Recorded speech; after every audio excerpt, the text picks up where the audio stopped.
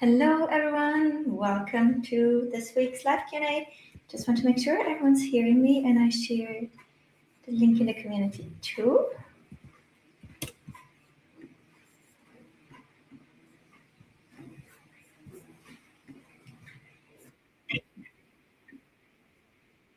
Yeah, I think you can hear me. Perfect.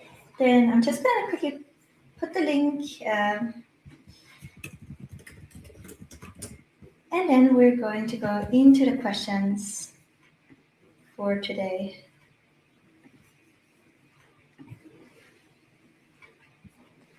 All right, so we have a few questions lined up, I think 18 for today.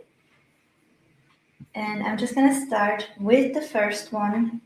We have a question from Pop. So his current situation is that he's managing 14K MRR Skool community based on a $49 per month membership. His desired situation is to scale through ads. His problem is that most of the content in the community is focused on free or freemium communities. This is so interesting to me because I don't think so, but I'm going to show you where to find it. What roadmap do you recommend me to follow? I'm posting an image ad the 3rd of February, as explained in the first video of the Andromeda course, but I'm not sure exactly I understand the next steps. How do I optimize it? What do I change if it doesn't work? If I should stick to images or use video ads? I think it's important to mention that the community is an online DJing academy. So the approach in the ads is focused on learning about DJing. I absolutely love that. And let me quickly tag you in the response and then guide you towards the resources. Hi, Jessa. Hi, Lara. Yeah, I got a power through, but it's good. So let's quickly get you tagged, and then I show you exactly where to find your answers. There you go. So your game plan for running ads to a paid community. Okay, so the first thing I want to say is like most of the ads training in here is focused around the paid community because the setup for the free and freemium community is relatively simple. Now, you want to follow the day 4 of the traffic challenge to get your first ad up where you can see if you have a heartbeat. And the first ad is always going to be on the banner of your community, right? So this one here, as well as your community about page video with this as your copy. So that's the first ad that we want to get up, sales campaign optimizing for purchase. And then we want to look, at those numbers. And typically this is your baseline campaign that's always running. Now, after that is when we start to add more different types of ads. And here where you want to follow along is basically in the daily behind the scenes of the traffic challenge. You can see I make a video every single day where I show exactly which ads I'm testing, what's working right now, etc. And so if you want to start with what I'm doing, the very latest right now, you just want to go to the behind this. We're in round 4 on day 106. And for example, yesterday I showed exactly how to set up long form direct response ads. Or the round before, I showed you how to make a classroom carousel ads. So basically you can just run in parallel with me and do the same ad tests that I do if you just want to, copy paste the style basically. So that's what I want you to do, is to think about, you now have your baseline ads, and now ideally multiple times a week, 2 or 3 times a week, you want to test a campaign with a new set of ads. And you can find inspiration here by just following along and seeing exactly what I test. Now, a few proven formats are here. So when you go now into the ads library, you can look for my name. And then you'll see all of the ads that I have running across various offers. And then how Meta has it right now, it actually shows the ads that get the most impressions on top and the ads that get the least impressions further down. So you can kind of roughly estimate what is performing really well. So this is a call out style ad. And this is one of the things that I also teach in Andromeda ads training, is that you next want to go ahead and you want to test all of these call out ads. And I know that you might think, oh, I DJ, I should probably make videos so people can see it. But I also know specifically for your niche that image ads do perform well. And very often it can just be as simple as that. So what you really want to do next is you want to go to the Andromeda ads workflow. I'm just going to quickly pull it up here. And you want to go through and find all of the buying personas, pain point, desires, etc. per persona. So this is this workflow. And based on that, you next want to test the call out ads, because that's a proven format, works time and time again. So after you have your base ad, see traffic challenge day 4. Please make your call out ads using this workflow.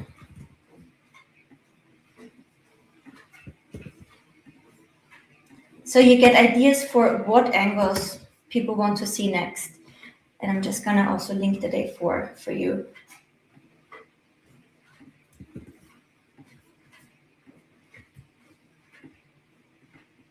Once you have your call out ads, you will see what direction resonates most with people, and you can make more ad styles based on the call out ads. So go into different ad styles based on what's working in the call out ads. So follow behind the scenes for ideas. A few ideas are some proven formats is infographic, lifestyle image, mockup. So what do I mean by that? Infographic is, for example, this one here, right? So can you see this? Master the 3 traffic pillars. Here, this is an infographic ad, right? And again, I show you detailed how to do it behind the scenes. This is basically completely generated. This is a lifestyle ad, right? So it's just something from your camera roll. In your case, ideally something where you DJ. Now, this is a mock-up ad, right? This is another infographic ad. Let me just see what else. So those are the typical formats that you want to test based on what's working. And again, you launch your new campaign, launch testing campaign every 2 to 3 days. 1 to 2x the price of the membership. So in your case, I would do $75 per day. Give it 3 to 5 days. And then it depends. If campaign is profitable, scale campaign with spend, right? So you want to start increasing the spend in $25-ish increments, right? So you go to 100, give it 3 to 5 days, 125, give it 3 to 5 days. If the campaign is not profitable, if campaign is not profitable and there is no sale, simply turn it off. If it is not profitable, but you have a sale, pull the ad into your base campaign, right? So let's actually look at what does this look like in my ads manager. So for example, here you can see all of the past testing campaigns I made and the current testing campaigns I have. So based on what I showed you before, I did yesterday set up the lifestyle, the long form direct response one, and the day before the traffic carousel ad. I did $50 a day because my membership is 33, and here we got 1 sale, but the cost per purchase is too high for me. So I want my cost per purchase to be around $35 because of my average revenue per user, right? And my goal is to break even in the first month. Now, what do? I have this campaign that's overall too expensive, but the ad got a sale. I'm going to preview it. And this is what I mean when I say I pull it into the baseline campaigns. I'm going to say Facebook post with comment. It's going to give me this ID, and I'm just going to grab the post ID like so. And I'm going to turn this campaign off because we tested it, right? And it's like, it can generate a purchase, but it's not pulling so well. But if I add it to the other campaigns, it might actually do better there and support the ads there because Facebook is building like a funnel from your ads. So now I can just duplicate it here, one of the ads, I will put this here and I will quickly name it carousel, like so. And then I will use existing post, not create a new one. And then I will go to the place where there's the post ID. And then I will say enter post ID. And now you can see it's pulling this ad in here. And in my case, I have 2 ad campaigns that are running really profitable. And I will put it into both because it will perform differently in both. And I want to keep both fresh so I can keep scaling them. Right? So, and I keep doing this multiple times a week and just fill up my winning campaigns. Or if a campaign should turn out to be really profitable, like the second one here, I can also start to fill that one up. So here you can see this one is doing a lot better for me. It's on $300 a day and it gives me $25 cost per purchase. I want to see how it did yesterday. Still very good at $300. And how did it do the day before? So it's doing a really good job. I will increase the budget by 25 and see how it does over the next days, right? So this is how you do it from a managing perspective. All right, I hope this clarifies it. Scale campaign budget if you're hitting your target cost per purchase. And we don't, like we used to do before, we don't look at the CTRs anymore and we don't turn off ads or anything. We're basically, our whole goal now is to just build out this library of ads that is full with ads that can convert and support each other in the conversions, right? So we will not, if something gets spent like here, this gets a lot of spent, right? But it doesn't have directly a purchase. I will not turn it off because I know Meta might use it as a top of funnel, right? And then it retargets with the ads that it know can drive conversions. So our whole goal is just to build out those libraries, not to manage individual ads at all anymore. All right, did I explain this well? I hope so. Okay, we have a few questions coming in. That's wonderful. Hello. Hi, Sabine. Hi, Sam. How's it going? Hello. Thank you so much for joining in. Good morning to New Zealand. I definitely want to visit at one point. The traffic challenge has been super helpful. Thank you so much. Woohoo! Hi, Iris. You are next on my list, so we're going to dig deep. With your templates, I created 80 callouts and 50 mockups. Really, really good. How to best test them? 10 every few days. No, what you can do is that you can literally go hard with the test size. So, for example, yesterday I did start to test those long form direct response ads. And I think here's, you can see this hopefully really well. I will put $50 when I test one ad, right? Oh, this was free. Where was my carousel one that I just turned off? Did I not just turn this off? I might have forgotten. I need to turn it off once I've consolidated. But here you can see I will spend $50 testing one ad. And I will also spend $50 testing here 21 ads. And I've gone up to 50 ads as well. So you don't have to spend more. Meta will allocate the spend appropriately. The only thing I'm noticing in my account is that it used to be either it's hitting within the first 24 to 48 hours or it's not. What I'm noticing here is that I have a little bit of a longer time now until the ads start to perform. So I now give it a minimum of 72 hours.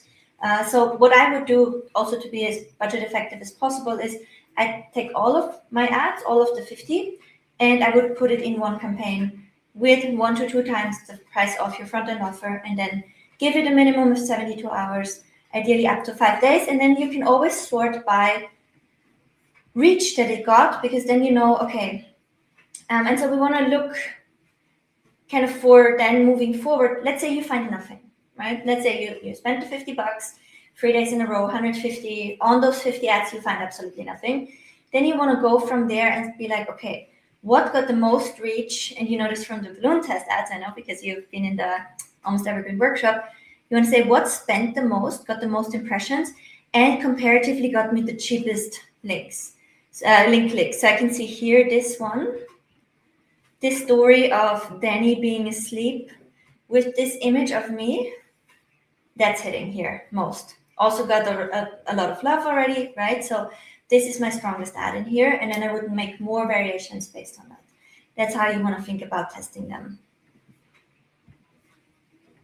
Good morning. This only works, yes, absolutely. It will make a new ad on Instagram. Do both your scaling campaigns include the exact same ads? If not, then how did you decide which ad should go into one or the other for the ads that are not involved? So the initial campaign started as an experiment. So it started with a set of ads, right? So, and it was profitable. So I started scaling it from the spend. And then I just started the new ad tests that I added. I would just always add to both. But because both campaigns have different initial conditions, right? So the day when you launch it, the type of ad you launch, the audience meta hits, it will basically, that machine learning experiment, it starts at a completely different point in time. And then Meta just wants it to go upward. The good thing about testing in different campaigns is also that you might have an opportunity of hitting a really good pocket, right? And then the campaign can scale really well, even if you know your ad was not a revelation. So there's a natural variety in there because of the day in which you launched the campaign, because of the ad you chose, because of the random first people Meta basically found. Now, plus in the previous campaign, you will already have like a set of ads, right? So then moving forward, I'm adding the ads that I find to both of the scaling ones, and they don't compete with each other because they're in completely different pockets of the audience, and Meta has very different learning about those two campaigns, right? And that's why it happens that if I, for example, add an ad to both campaigns, in one of the campaigns it can take off and do really well. So, let's see here. And that's sorted by impressions. Again, so you can see that in here, we have different ads performing well than, for example, in here. And it's because of that variety in the initial conditions.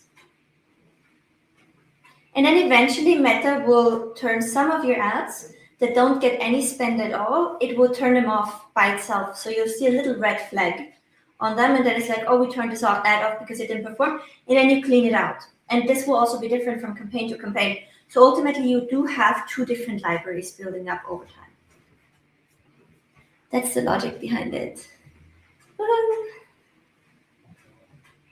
Yeah, I've seen a documentary about how Lord of the Ring was made, and then, yeah, ever since then, I was like, I have to go one day. Did you submit the question as well, or did you just share it in Grow with Evelyn? I'll get to all of the ones that were pre-submitted for sure. Thank you so much. I think this is also what always helped me the most, if I see someone actually do it and hear them think through the process. So, oh, we do have quite a few people from Australia. That's wonderful.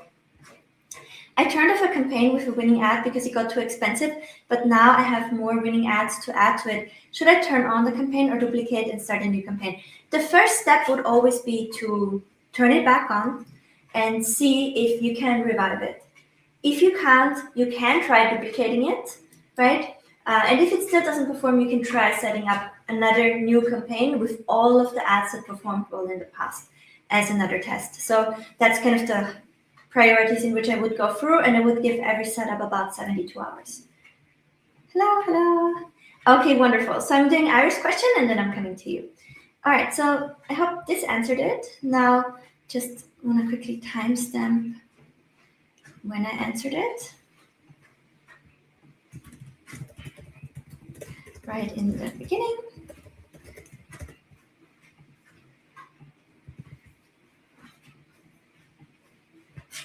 Okay, and the next question is Iris. And I am answering around the 19-minute mark.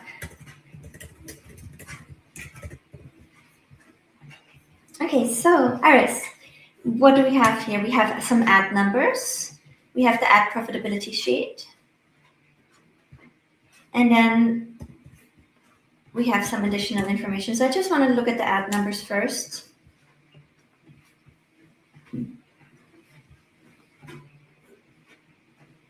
All right, so, okay, we do have some purchases here. Talking head reel, definitely good cost per purchase.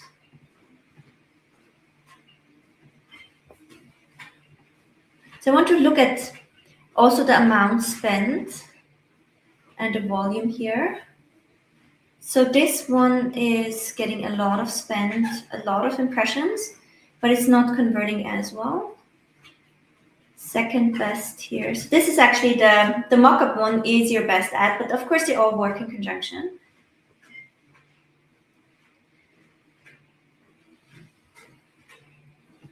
Very good cost per click. A bit lower on the conversion rate end. So let's look at the ad profitability sheet next.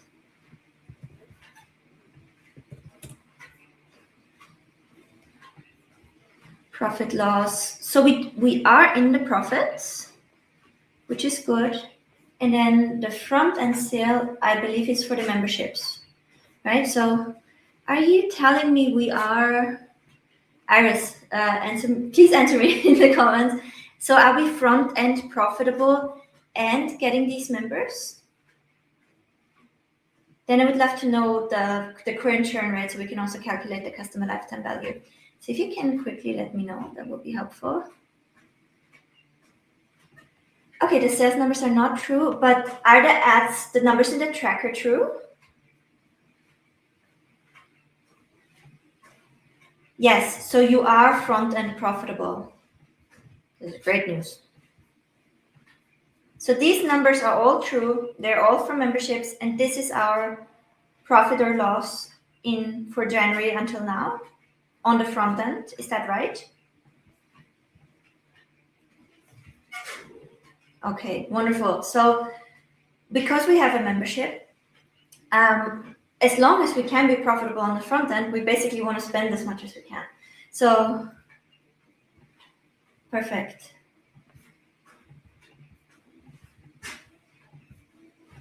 I can see it here. So this is really good for us. What we actually should be doing is increase the spend on the campaign and test new ads. Because if you can be front-end profitable like this, plus all of these are members,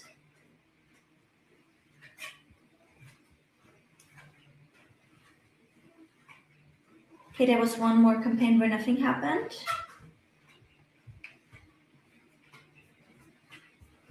But then we have these, the conversion rate. Can you also let me know the churn rate again? Because then we can look at the customer lifetime value. But you can start to increase the budget for sure, based on the numbers I see here.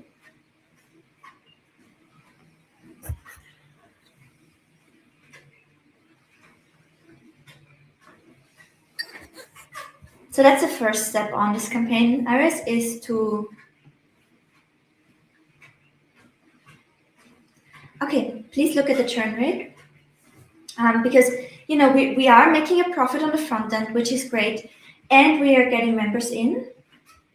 So you got 39 members in, so we need to increase the budget on this campaign. At the same time, we also need to test new ads. So let me see what else you wrote here. Had one viral reel on Instagram and a few sales came from it. Okay, CTRs are good as always, but the sales are slow. It's just because you're still on a low spend. And you can afford to scale it up because you are profitable on the front end. Worked with ChatGPT and we found is that people have this fixed mindset that recipes ought to be free on YouTube. That's why they come to the sales page. They don't think $7 is so cheap. They need to be convinced that paying for recipes plus tutorials is actually worth it. See, I'm not sure because when I look at the stats, when I look just at the stats, then to me, quite a few canceled immediately. Okay, so we need to know the actual numbers of that.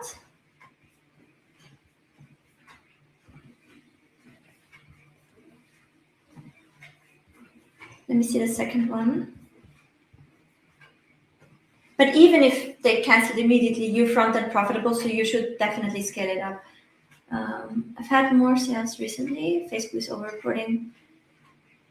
But I've also had quite a few cancellations a day after they sign up, mostly because they're disappointed that not all of my recipes or all of my courses are included. But I've also had quite a few the day after. Okay.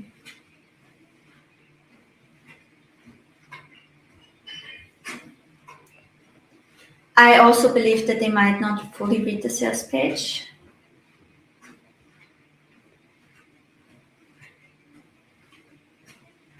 Birthday cake for your daughter this year. We want you in cakes and cookies. Is this too narrow? I don't think this is too narrow. I would just qualify the cake. I would say if you want to bake a stunning, gorgeous, right, beautiful birthday cake for your daughter, I think this is great. The hyperspecificity can really pay off, so it's worth testing that.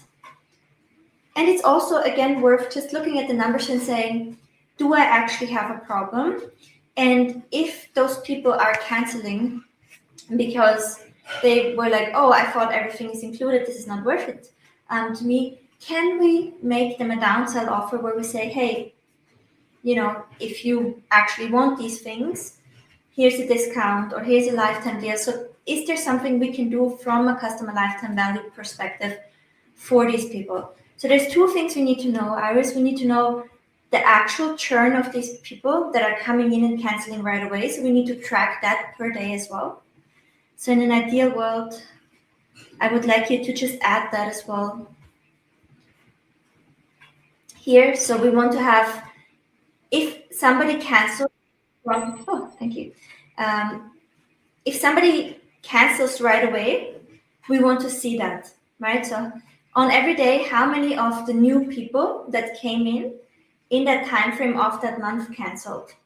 So when somebody cancels, you want to look at it and you want to put it there so we can actually see what is the actual churn rate of those people, right?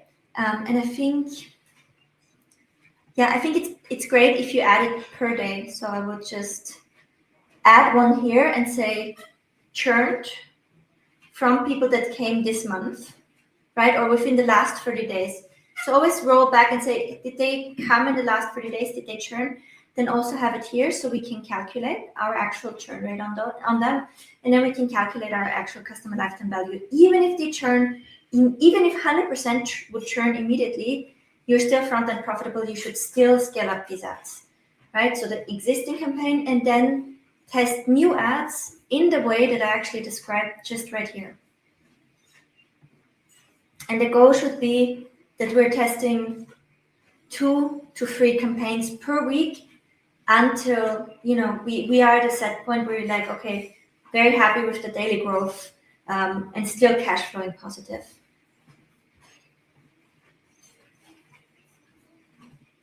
The cancellation numbers are next to my sheet. Let me see.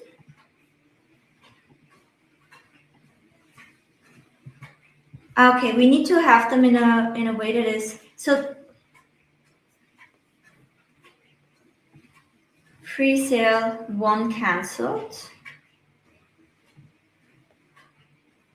We need to have it in a way that we can process. So 1 cancellation, 2 cancellation.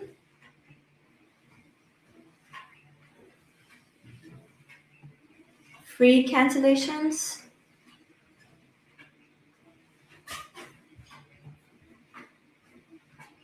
Free out of 33, so less than 10%, right? Or if I miscounted 4, so that would be 10%. That would be very healthy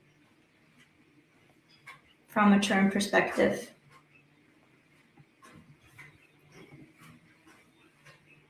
And 3 more yesterday, so then we would be around 20%.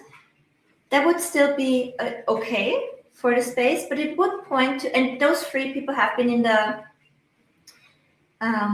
from the recent ads that immediately canceled, or does it also include old members?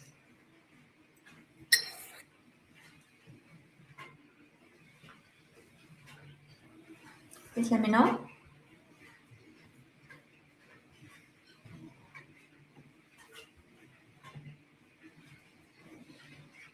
So either way, the plan for the ad is increase the budget first to 25, 35, 50, right? All the time in 3 to 5 day increments, and see if it stays like that.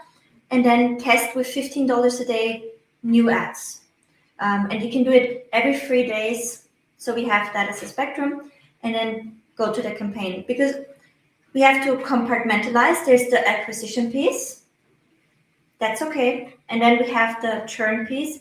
I think there's two things. I think on one hand, you know why you're building the membership the way you do. And for you, it is, based on everything that's in there, a great offer. Also, the members that are staying with you feel the same, right? So I think when we're building a membership, and I fell into this trap, this is why I say it, when people churn, we are kind of compelled to listen to them, and they're like, oh, why did you not stay? How could I have done it better, etc. They will give you a number of reasons.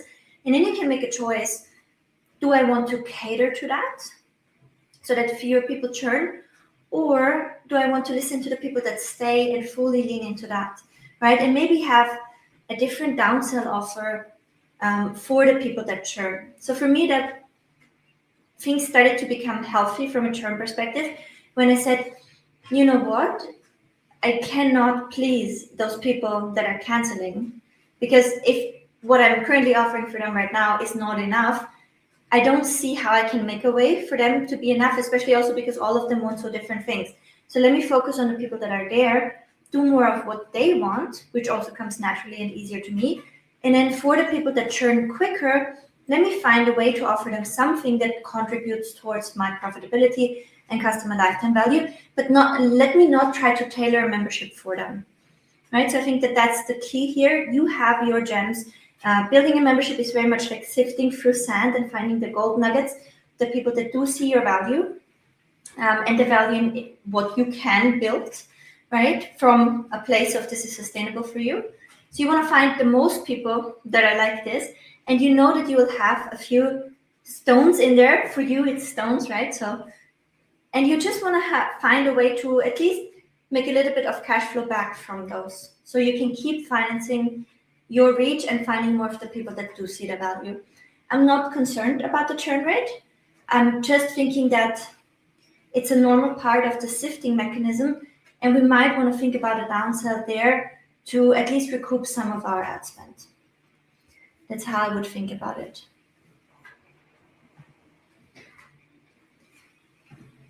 You mean a new campaign or new ads in this campaign? So I mean, we launch a new campaign, we're testing it, and then if it's profitable, that campaign, we're scaling that campaign. If it's not profitable and there's no ads, there's no sales, we turn it off. If it's not profitable and there are sales, we take the ID of those ads that have sales and we put it back in your original campaign. Okay. And then based on what they cancel for, we want to think, is there some sort of downsell offer we can give people that cancel, right? So say, sad to see you go. Here's a gift on the way out, coupon code, something where we can see if there's still an offer that they would take, or something where we can continue the relationship in the future.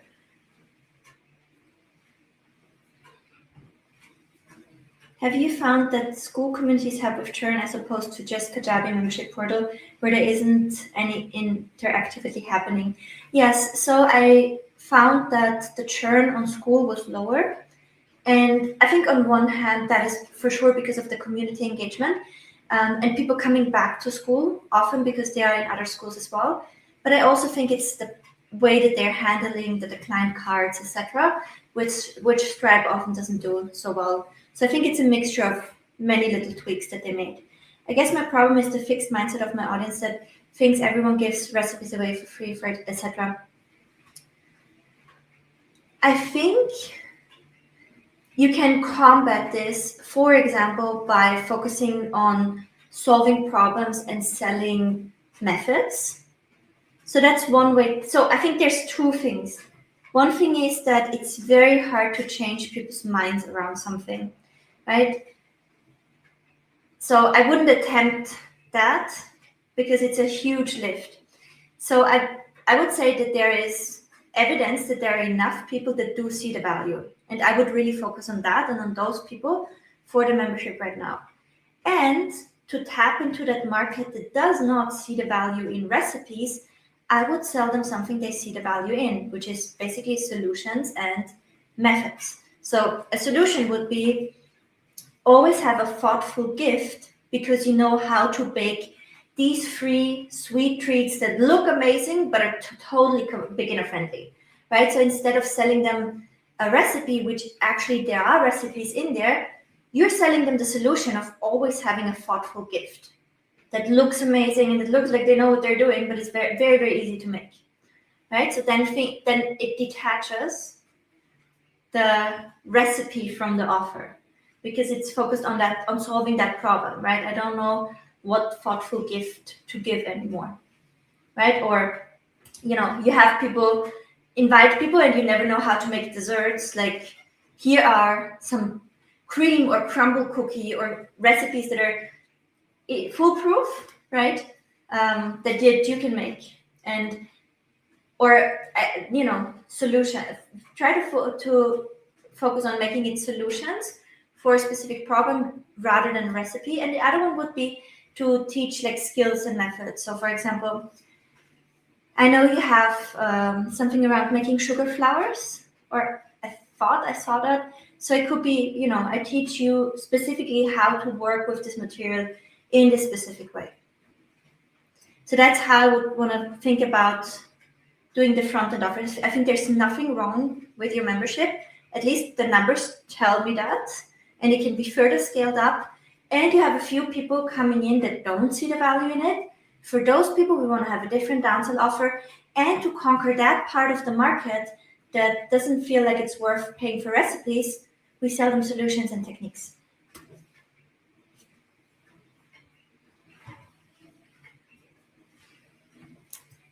And when they pay $7 per month, they should get all of my courses. It's hard to break that mindset. Yeah, which is why we should never attempt it. I personally think it's almost impossible to break that mindset.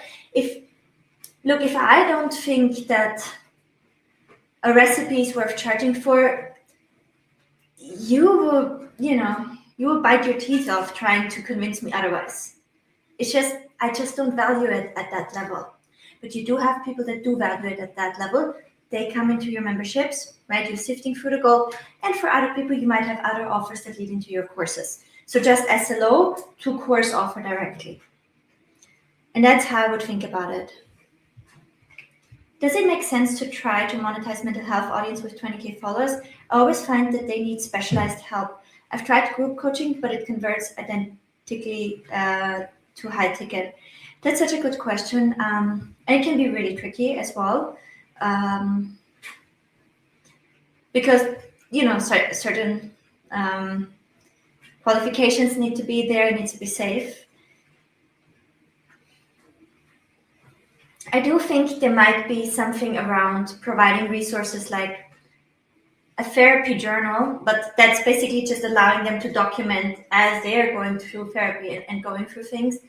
There might be some things you can ethically do referring them.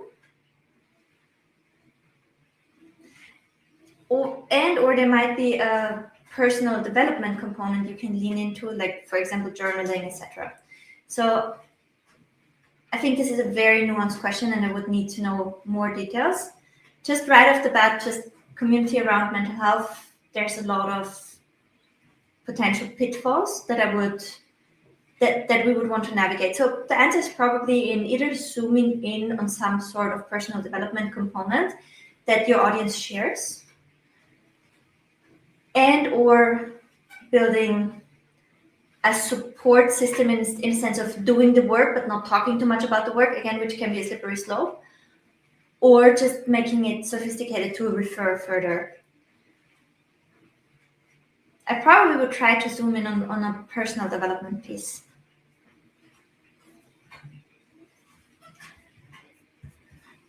I feel like there should be first part of this question, but I don't know it. Well done, Iris. You've come a long way, and something is working. Yes, I think that's also like really something to know, Iris. From the numbers perspective, this is working. You're actually doing really good. Really, really good. Find an avatar where they value what you do. Yes, and I like the analogy, of the water in the supermarket being 30, 50 cents and at the airport being $3.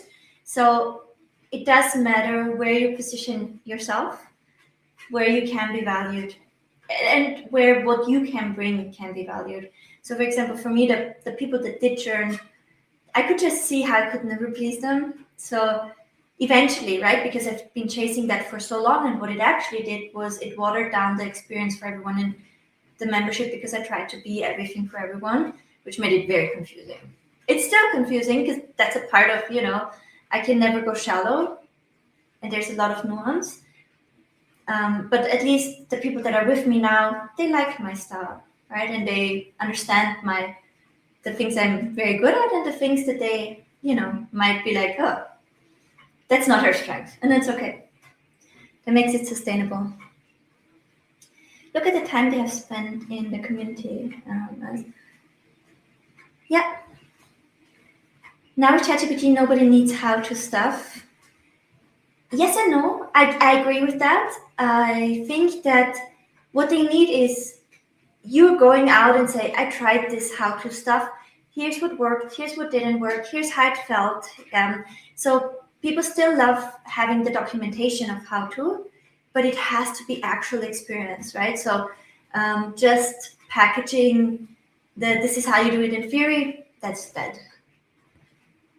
Don't know if you have clients who have succeeded in group setting, as it could end up being a bit too personal for personal disclosure. Yeah. It can definitely be very tricky. Oh, Lara has group coaching and being able to create psychological safety is a skill. Absolutely. Lara is teaching this, and she helps me a lot with understanding the group settings.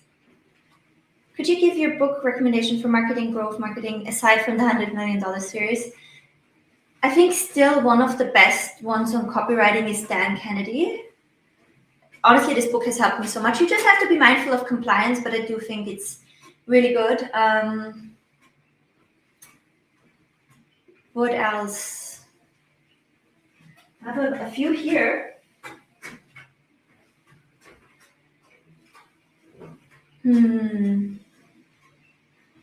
I need to think about it a little bit more. But Dan Kennedy, that has directly helped me, and I often had it like open on my desk and I was looking into it. I also still think that Expert Secrets is one of the best books ever written for understanding the type of work we actually do. But it's kind of, you have to experience it to get it type of situation.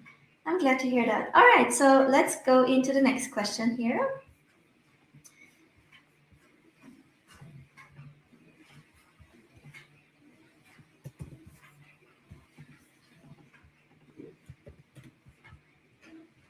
And that is Jackie. Let me find her. Jackie, where are you?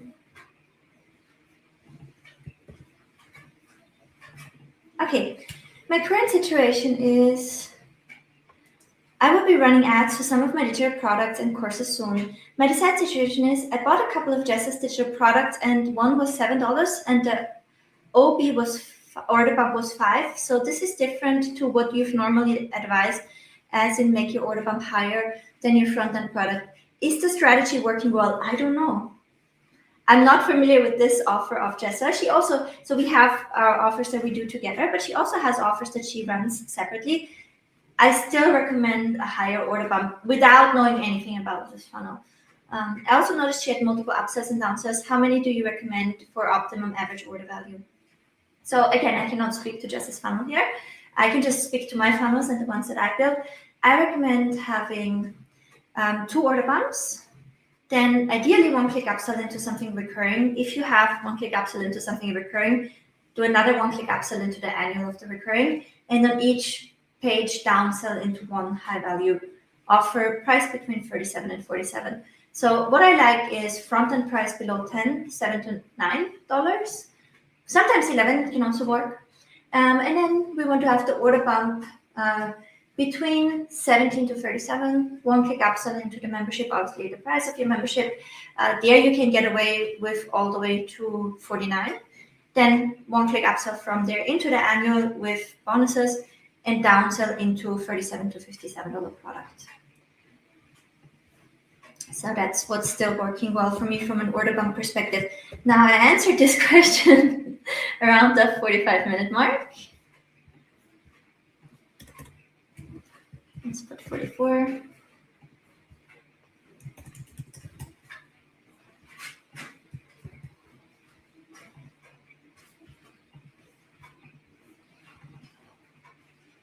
Okay, so we also answered this around the 1 minute mark. Next one we have here, Matthias. I hope I pronounced this correctly. I'm answering this around the 45-minute mark.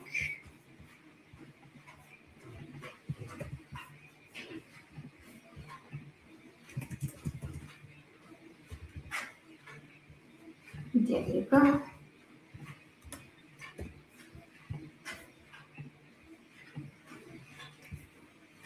The question is, my current situation is that I transitioned my free community into a $7 per month membership with 49 and 98 per month premium and VIP upgrades. Right now, I personally get on one-to-one calls with every new member to explain the upgrade options and guide them into the right level.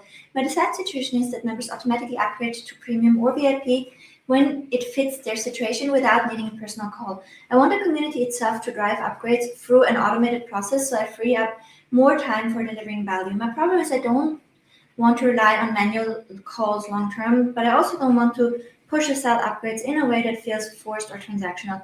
I'm unsure which levers inside the community, onboarding, polls, challenges, milestones, actually work best to trigger upgrades. My question is, how would you design an automated upgrade system inside a Skool that moves members from $7 core membership to 49 to 98 tiers while keeping it natural, ethical, and scalable? I love that so much. So I just had a very interesting experience with my tier take rate going from 13% to 36%. So let me quickly show you.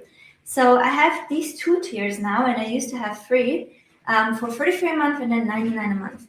And so now the skew is that about 36% of people take the $99 option versus before only 13% of people took premium or VIP. And that was when I had it set up like this. So here you can see that VIP was still toggled on, everything in premium, massive savings, lifetime access to the courses, etc. Versus now, so only 13% was taking premium or VIP, which is crazy, right? And now it's 36% taking premium right away. So my recommendation would be to do a closing launch and close out the VIP. That also gives you a nice cash injection, and you do have the complete how to do that here in the flash sale section because I documented it. So that would be my recommendation. Number one would be to communicate it as an experiment and try to close out the VIP just to immediately improve the skew towards premium, or at least try if it does the same thing for you. So close out VIP. I also think just too many options for people get really overwhelming. And then the ways that I incentivize people to upgrade from the 33 to the 99 here is in a few ways. Well, first off, we have the classrooms, right? So all of this is in the $33 tier, and then all of these are in the $99 tier. So that naturally creates an upgrade environment, and there should always be some hot topics people really want. So for me, I know people upgrade because of the Andromeda ads, because of the YouTube, because of the full ads course, and also because of the Almost Evergreen workshop course. So those are my main kind of upgrade drivers. So you want to make sure that you have some really high valuable things locked behind the premium. That's one thing. The next thing is the calendar and the calls. So here you can see everyone can attempt this call, but you can only submit your question here if you are a VIP member. So again, viewing it as a member.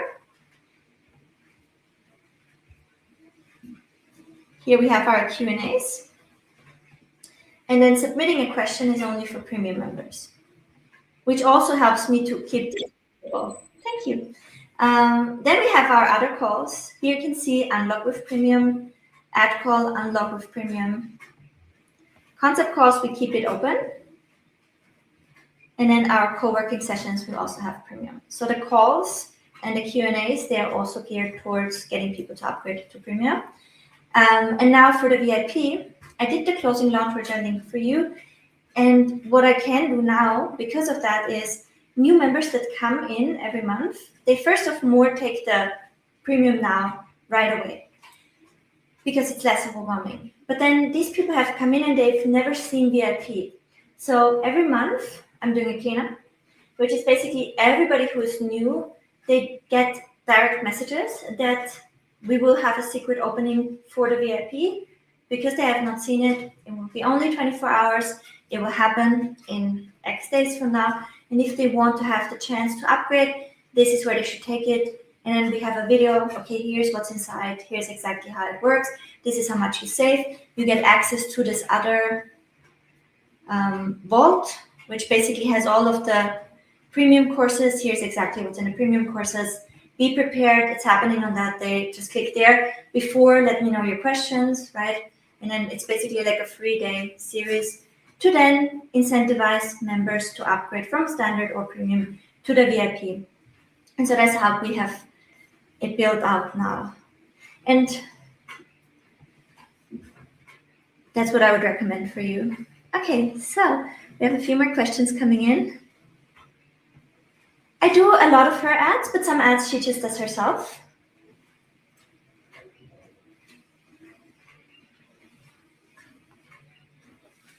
Okay, let me see what we got.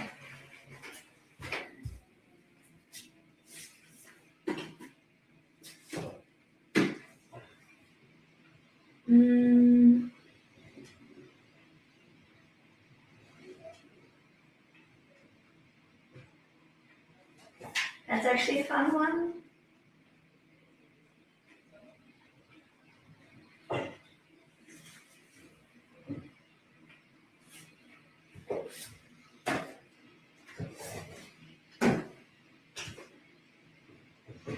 Okay, there you go, party people.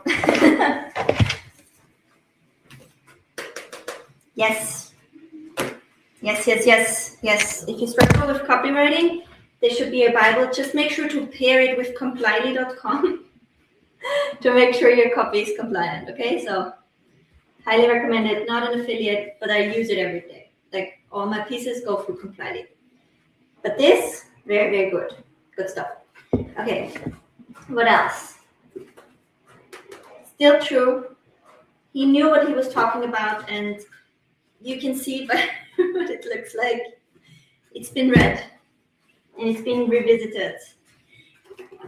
Your next 5 move, Patrick Bet-David, it's a little bit self-promoty. Some good nuggets in here, but overall, okay. Build to sell, good, but if you're in the early stages of your business and all you should do is cash flow, you can make yourself crazy trying to build something to sell. I actually didn't read this. It's just in the shelf. Atomic Habits, yes. Also for the simplicity of how it's written. It's just written really well. And then this is from a former look at me doing the influencer nails. I'm sorry. Okay, so this is from a former university professor of mine. It's called Rantner on Branding. And he has the 11 natural laws of creating your own brand. And honestly, it's so good.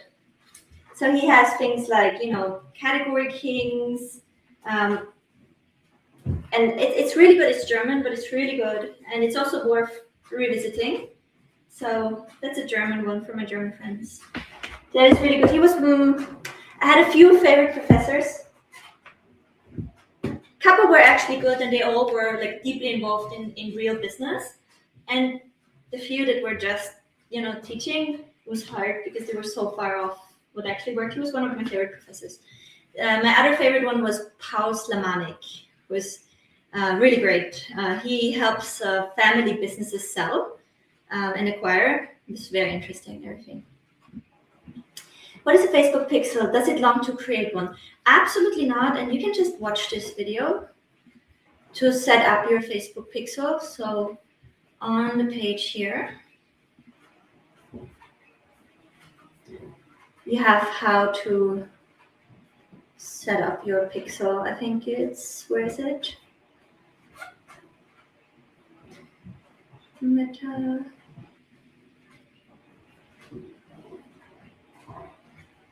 How to set up your meta ads tracking on Skool. It's literally minutes. It's not complicated at all. My question is it possible to make 10K per month without Skool, without larger audience or paid ads? I'm a beginner. I did 10K a month in that spot, but when I did that, I did done for you ads and I sold website services on Fiverr. So from my personal experience, and a lot of people will tell you different things, but I can just speak to from what I experienced. For me, it was possible as a service provider. And I really benefited from that because it gave me skills that I needed in my own business.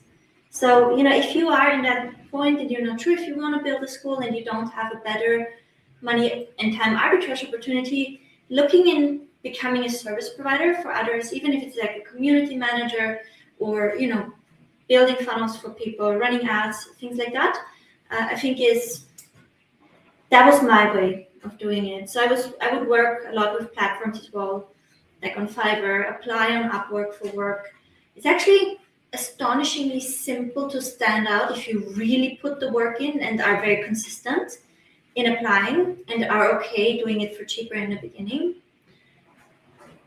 That's a viable way, other than taking a Skool community and building an audience. A lot of the people that are building schools with me, they are starting without an audience. So they use ads to validate the idea and then grow their audience basically on Skool as well. So there's different paths for sure. Okay, I'm running ads which promote the monthly content in and then which work well. Would you send people from this ad to a separate sales page which caters to the content in the header section? Yes, I would do that. Absolutely would do that.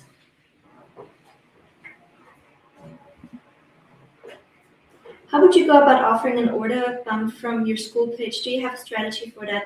That's a great question because it's not technically possible in Skool, but I've been thinking about it and actually working on something like that because basically I'm just missing just a little bit to be front-end profitable every single month, which is completely fine from a ROAS perspective still, but I would like to have that. So in Skool, you could basically only do it with a separate classroom, and you could offer them some sort of incentive to get that once they join, but you can't even do discounts.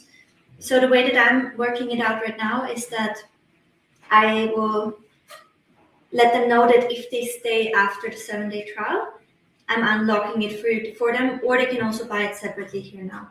So I'll probably implement it as a downsell in the community. There's no smooth order bump thing in Skool right away. The flash sale course is in the Daily Money Moves. So in here you have those full strategies. I'm laughing because I thought that I'd be able to build them out quicker, but again, I want to do it in a way that you can immediately work with it. So that's why they're a little bit longer courses with more resources. Or not longer, but more than a quick Loom tip.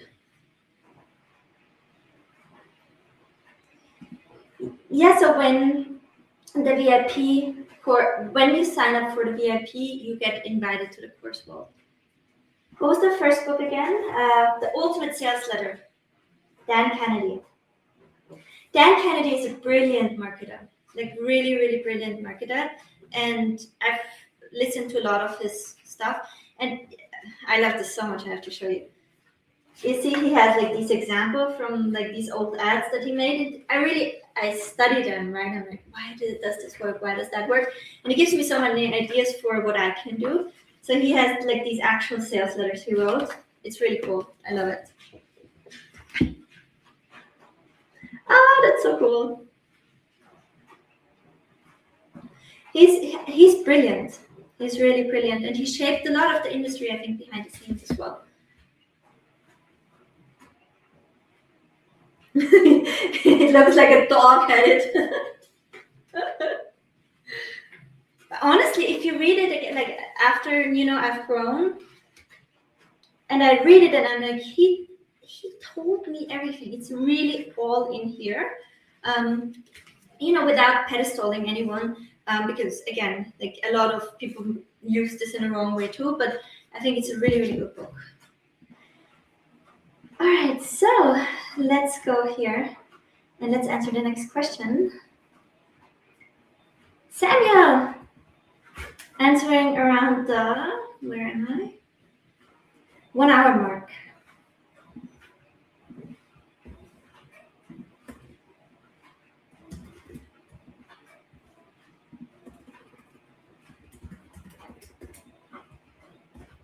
Let me just tag you quickly.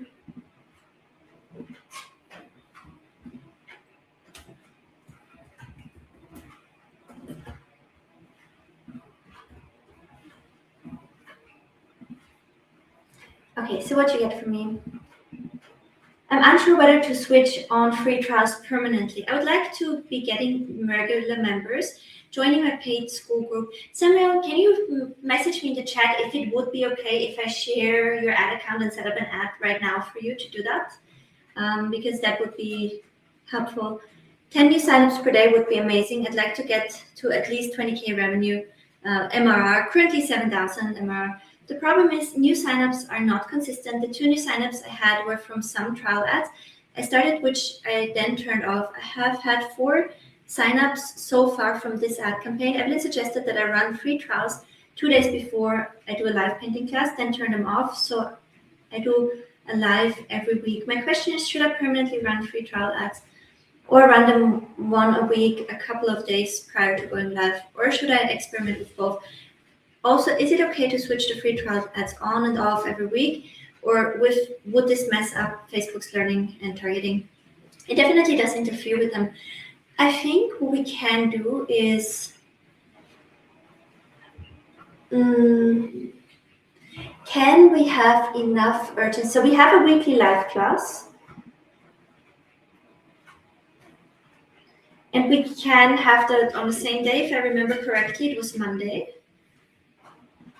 So what could that ad look like?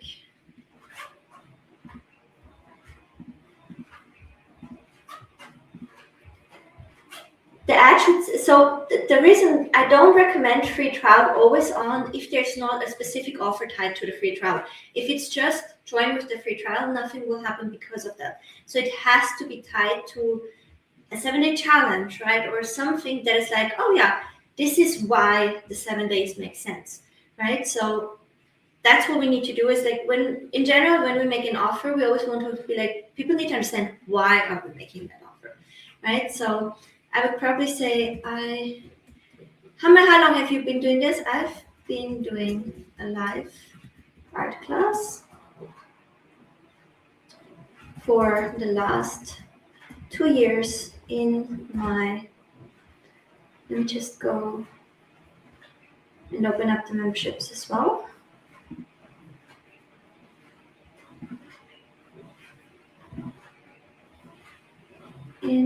Oh yeah, you do have 7 days. I think then it could make sense to do that.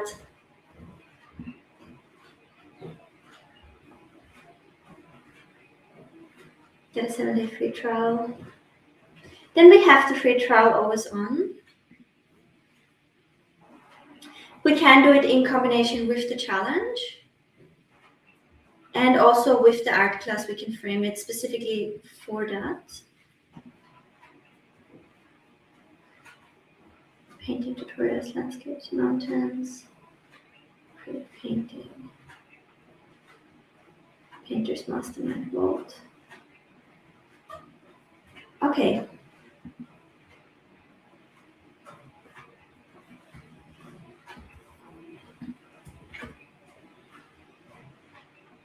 Find me a simple, this is the offer ad for this. And then I want to quickly grab our copy template.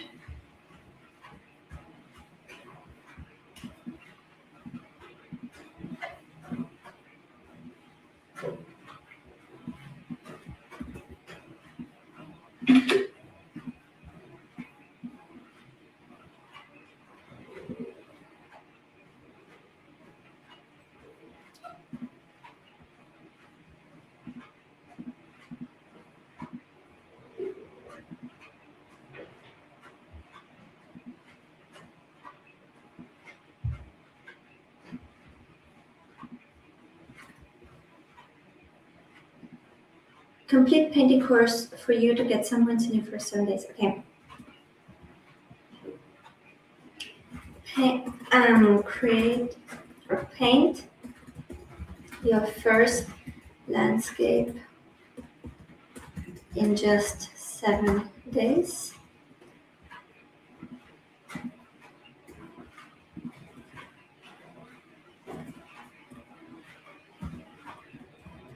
Take advantage of the 7-day free trial of my art school. And now and learn and get instant access not only to the landscape painting crash course, but also to these classes, to these courses.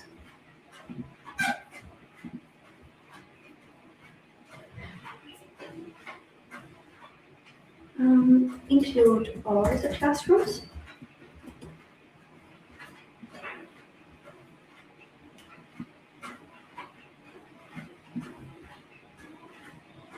Now that looks better.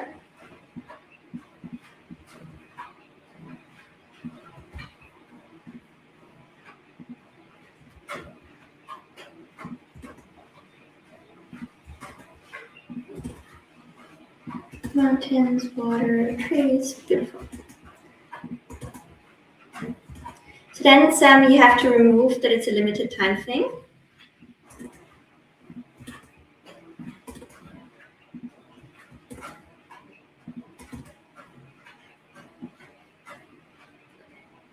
And then we say, and more, ... Okay. Join. How many members are we? So we get that social proof in 487 art students in our supportive community. Next live class happens this Monday. Claim your 7-day. So, and what we want to do is we want to use this as a template for each of the courses, right? So it's like, here's result, take advantage of it and get instant access not only to this thing, but also to these other things, right? And then if you put that course up there, you of course take it out. And then this is the kind of final copy, okay? And then from the setup perspective,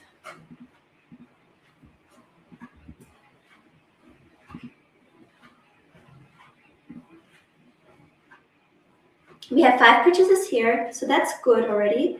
We want to duplicate it, but now we actually want to expand the targeting, right? So free trial, all audiences. And here you can see we now have Advantage Plus on. And while it does include the custom audiences, it also goes beyond them, which is what we can see here in the audience size, right? So it just uses it now as a reference, but we're not limiting us to that anymore. And let me just see if you actually already expanded in here into all audiences. Oh yeah. So, oh no, this is not the same. It's not Advantage Plus here.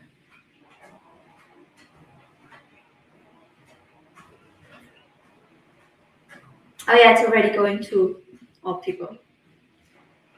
So it's not a pure retargeting ad here as well anymore. Okay, anyways, we're gonna leave it. And now we're gonna do the 7-day crash course.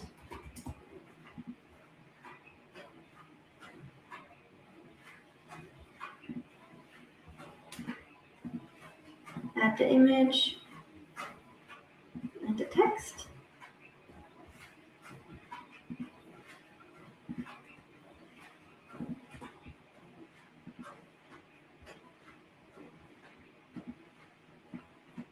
Learn landscape painting in just 7 days. And from here we want to take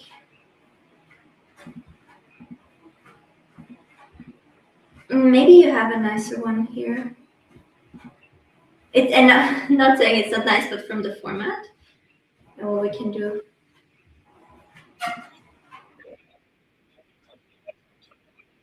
You could use that as a add image. So you would just have to download it and use it as an add visual.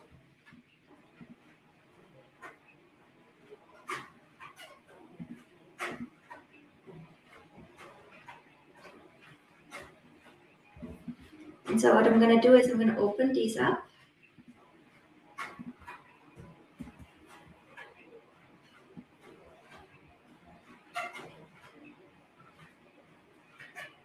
And we're going to use that as your add. But you also want to download the video and use that as your add too.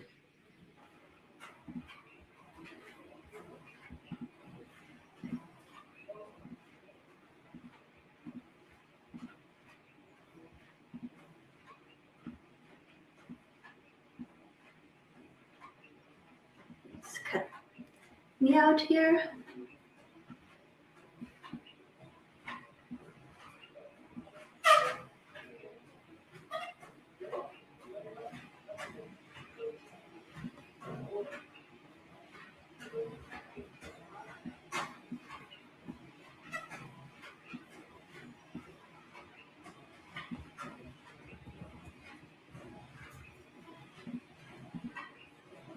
In the background, we're just going to do in this color.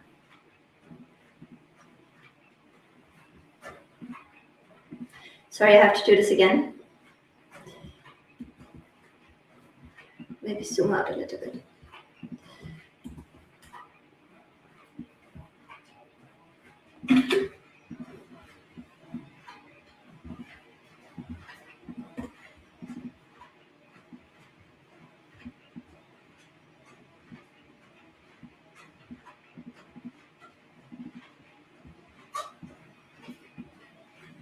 Did I not open this? Sorry.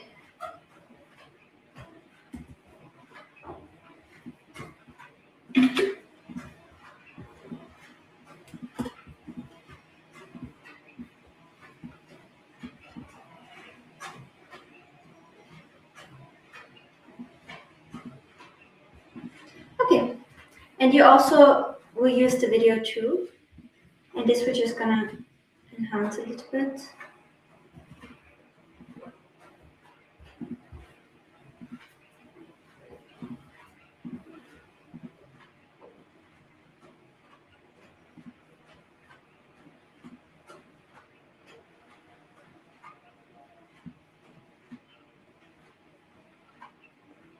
Also great if you can try reels like that too. And again, like the videos of this.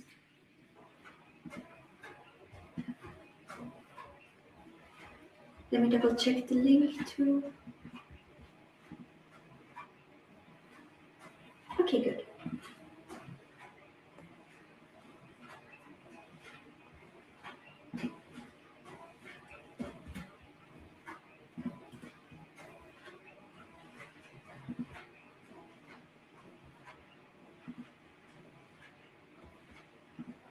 Let me just quickly see why it doesn't refresh the text.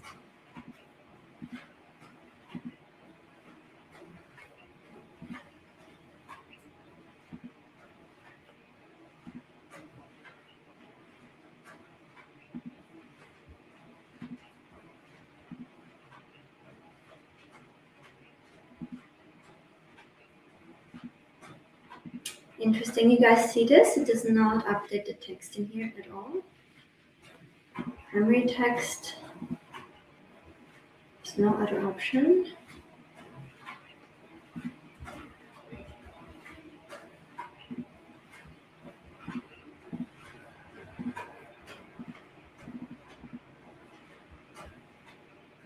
think it might just be a display error. We just have to keep an eye on how the ad turns out.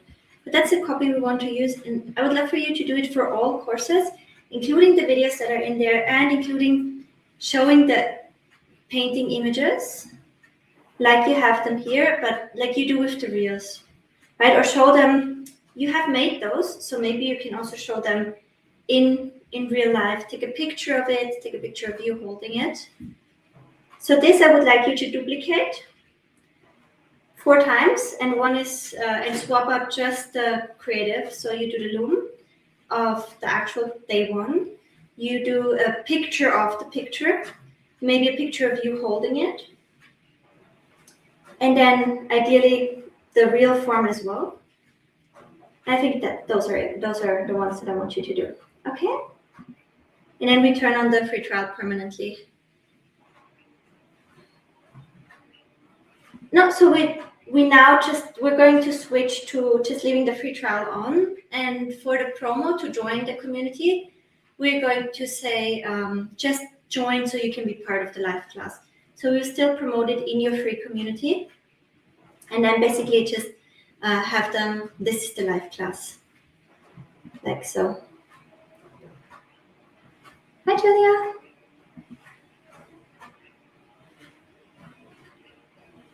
All right, so then we have, so Sam, in a nutshell, we're going to always keep the free trial now, and we're going to run ads directly to it, to cold audience, and we're going to run ads to all of the different courses in here that you're going to set up with this base copy that I just gave you.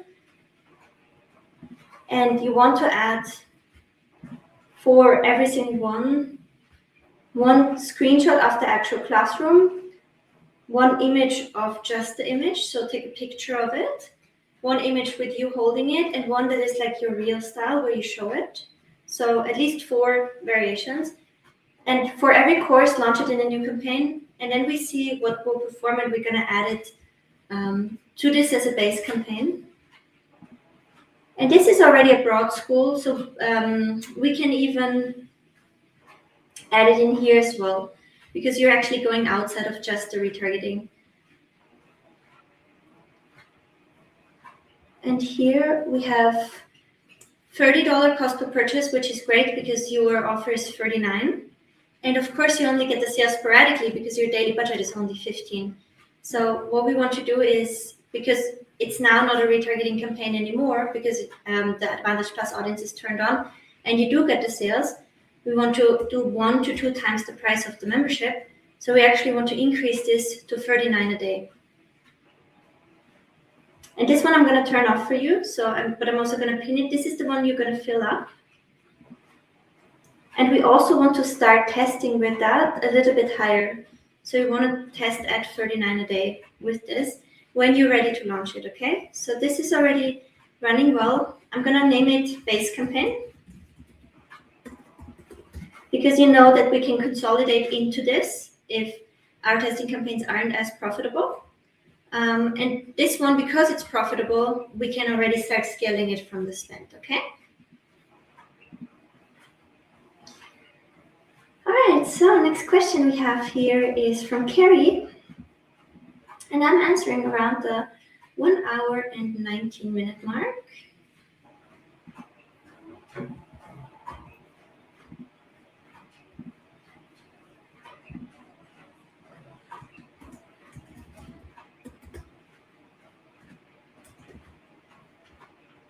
Why can I not tag you?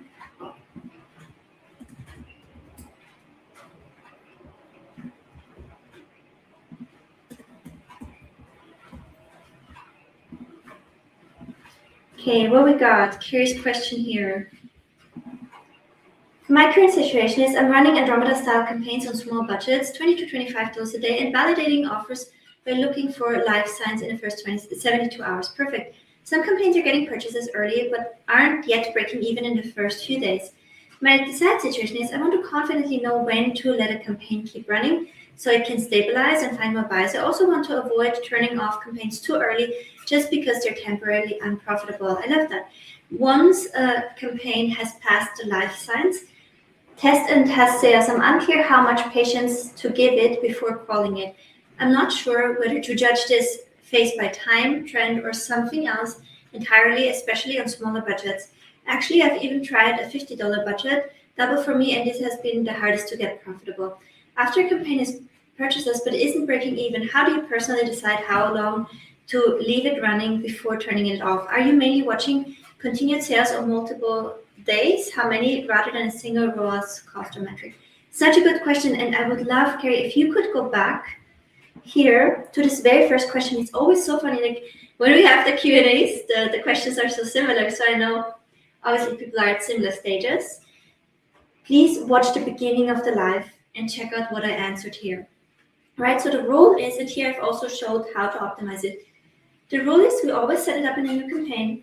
We give it a minimum of 72 hours, which you do as well. And after 72 hours, you look at it and you decide, is it profitable right now? Then you increase the budget on that campaign in $10 to $50 to $25 increments. Since you have a lower budget, right, and going in with 50 directly was killing your campaign, I would say go up in $10 bits on a profitable campaign. And it means it has to be your on target cost per purchase. Otherwise, there's no point in scaling it. If it's not there, right, you want to turn it off and you want to add the ad to your other campaigns that are profitable. And as long as that campaign is profitable, you also want to keep increasing the budget there. Right, so you saw me doing it there. That's the whole kind of spiel. We don't look at anything else. We just say, okay, is it profitable? Yes or no. If it's profitable, we start increasing the budget. Not profitable, did it get a sale at all? No, turn it off, then you know it, right? You look at the ads, you try to draw your learnings and be like, why did this not work? It did get a purchase, but it was not profitable. You preview the Facebook post with comment, you take the post ID and you add it to your other campaigns that are profitable. And as long as those other campaigns keep being profitable, you up the budget. If they dip out of profitability within a 7-day window, looking back the last 7 days, you're going to lower the budget again a little bit. And that's how you want to optimize it. Great question. Actually, very, very good question. Okay. Next question we have.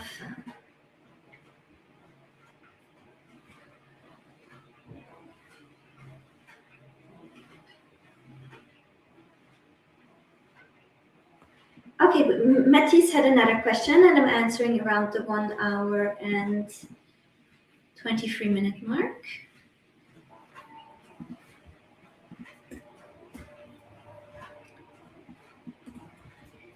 Okay.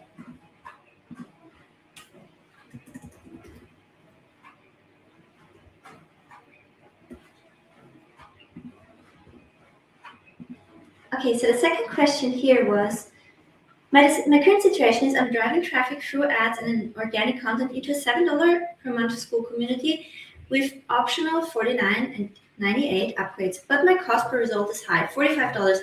Yeah, so for a $7 Skool community, I would want to see maximum 25. Better like around 20.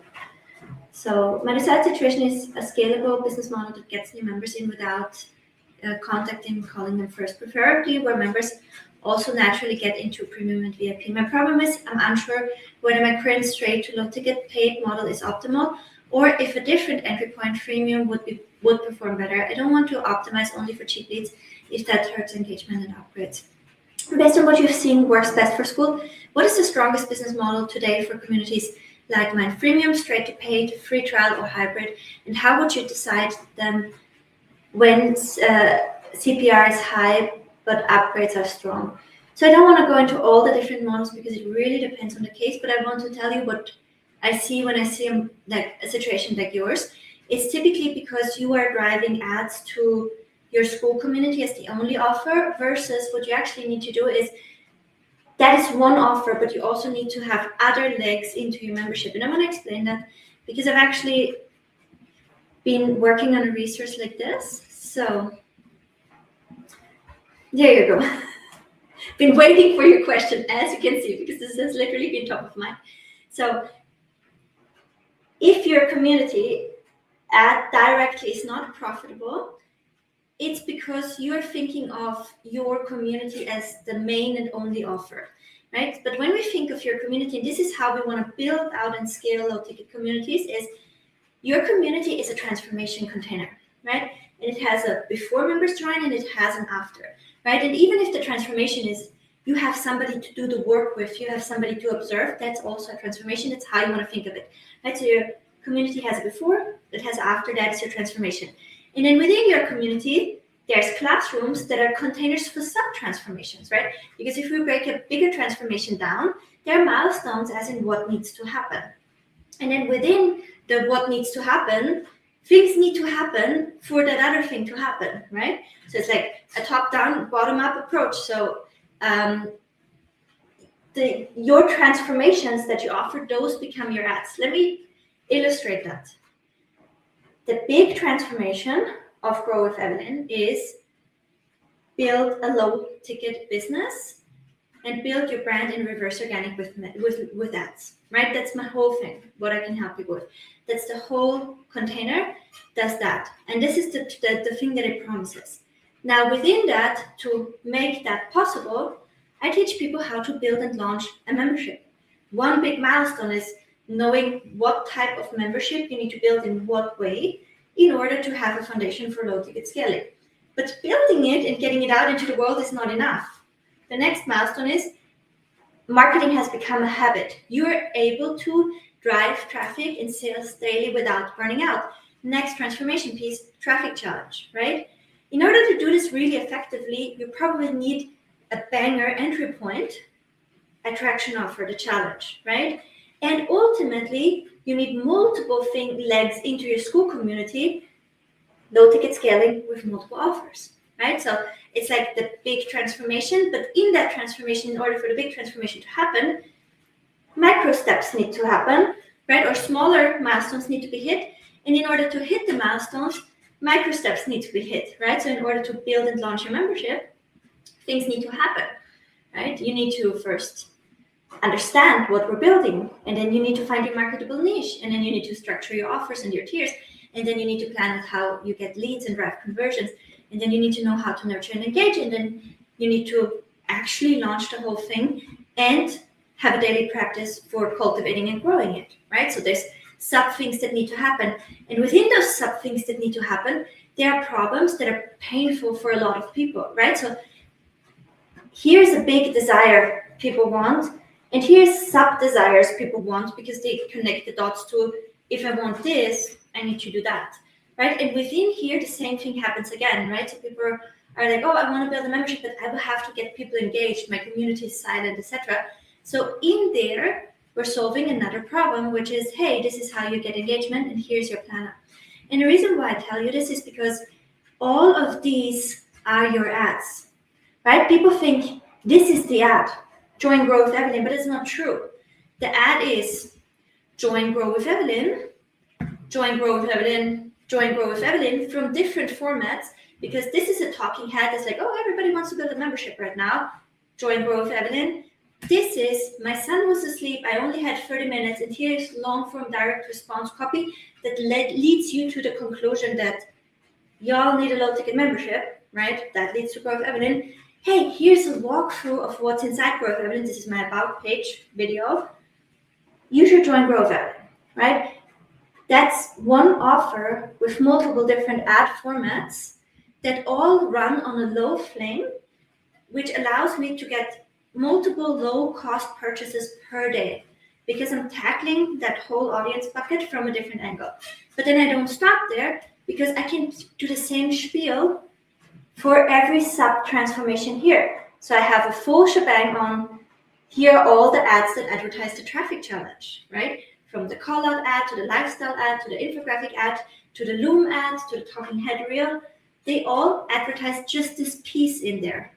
Same for this, same for this I pulled, but I need to relaunch it, right? So same for these offers. And we can not only advertise these separately in all of these different formats, but we can also bundle them. So for example, I put these two together and I was like, if you just signed up for Skool, get the trial Maxa bundle because you have a 14-day free trial and you can do the launch challenge and the traffic challenge during those 14 days. So you know what to do in those first 14 days, right? So I can bundle them I can show this carousel, hey, here's everything that you get when you join. And of course, I can also advertise the pieces in here. So for example, on the traffic challenge, day 4, how to run ads to your Skool community. Here are ad templates for your Skool community, right? Another offer into my world. Or the, what's it called now? The graphic templates, right? Another offer into my world. And Meta is really good in 2 dimensions, and that is when things are very low cost and when you operate on a scale where you spend 30, 50, 100,000, 200,000 a day. It's hard to scale in between, especially if you don't have this high ticket backend, right? Where you have the whole lead funnel, book a call, right? So it's hard in the middle because Meta makes it a point to get new advertisers with small budgets, sales, right? But as you try to increase it, just gets costly, right? And then if you don't have that cash flow from the high ticket back into it, can be hard to scale. But if you have all of these offers that are running at $50 or $100 a day, you can stack them up and you can scale them relatively profitably. So my answer to you is think about how to add offers to your membership in a way that you are solving pieces of the journey that your people are on completely, right? So because each of these needs to be, in order for this to work, you need to find the right scope. And scoping basically looks like this. You look at what's my overall promise, what are my milestones, what has to happen in each of the milestones, and then you look at it and you're like, what is particularly painful, right? So there's things that are probably like easy to do for people, right? And then there's things that are like painful, right? So for example, the community engagement thing, it's so painful because there's so much insecurity and fear of rejection and so much uncertainty. It's really painful for people to do. Same with the ads, right? And the graphics, like what should my ad look like? How do I do my visual? What's good, what's bad, etc. Right? So look at that whole journey and be like, what's particularly painful? And I can solve it A to Z for people. And that's how you want to build out the community. You want to build it one marketable piece at a time. And always ask yourself, right? How would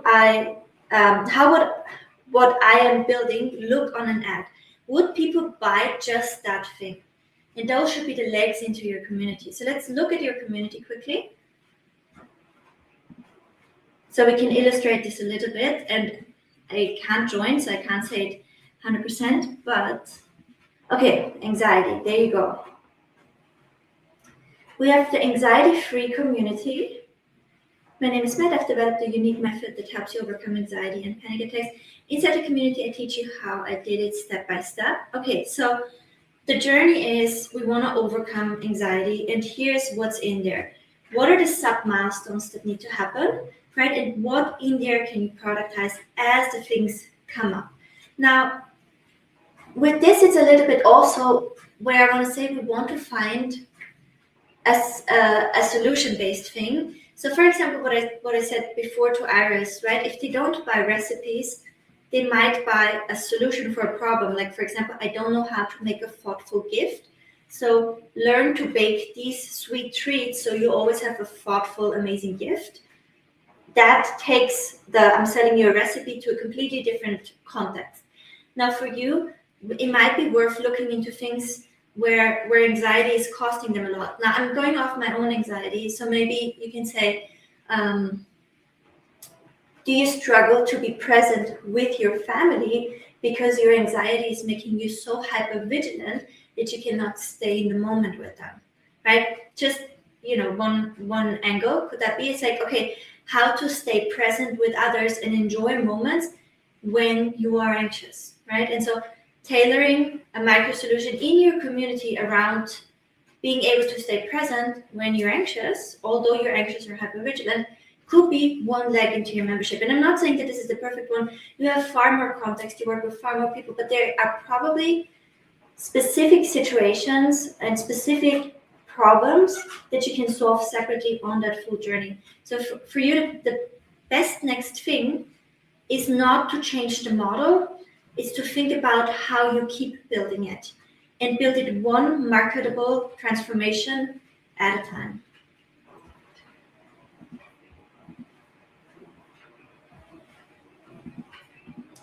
Alrighty, so thank you so much. I've been working on this because I'm working on this training here right now for everyone. So this will be the base for here because I want to teach people how I do this, because this is literally the game changer for the profitability on the ads. And you will see, some of them will just work so well that they lift everything, but the other ones, they chip away at like low cost, and it works really well. Okay, so next pre-submitted question here from Perry. Perry had some great progress, so I'm very excited to go into that.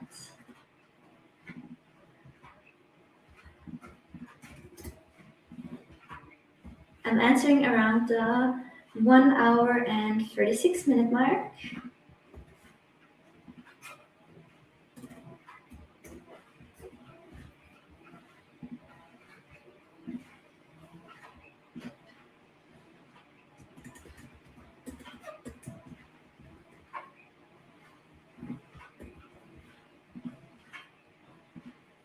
Okay, so Perry, what you got for me?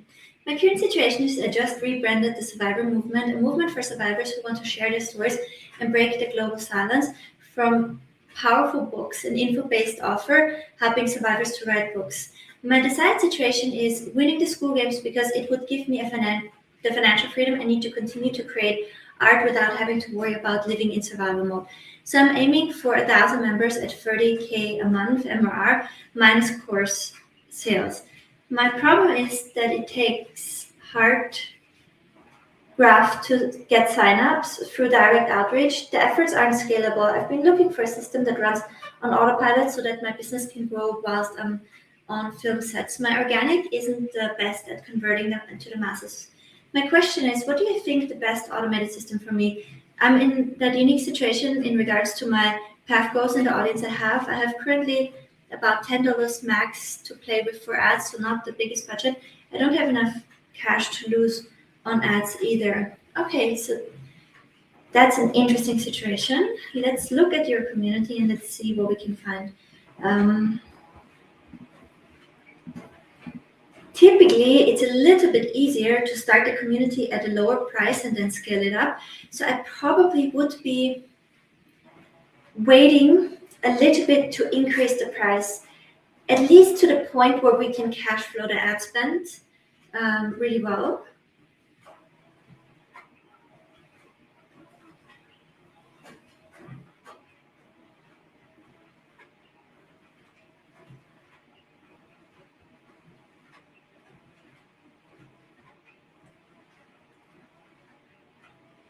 Christmas workshops.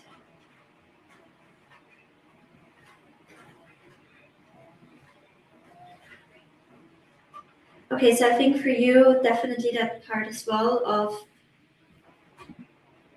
advertising the offers, not directly the community.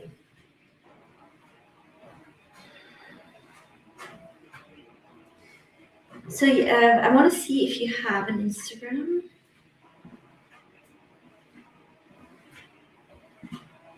Oh yeah, you do have also quite a bit of reach in here.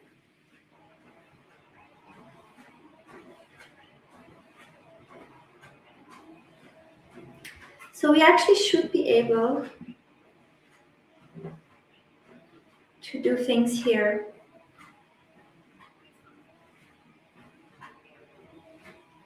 Weirdly enough, there's no link.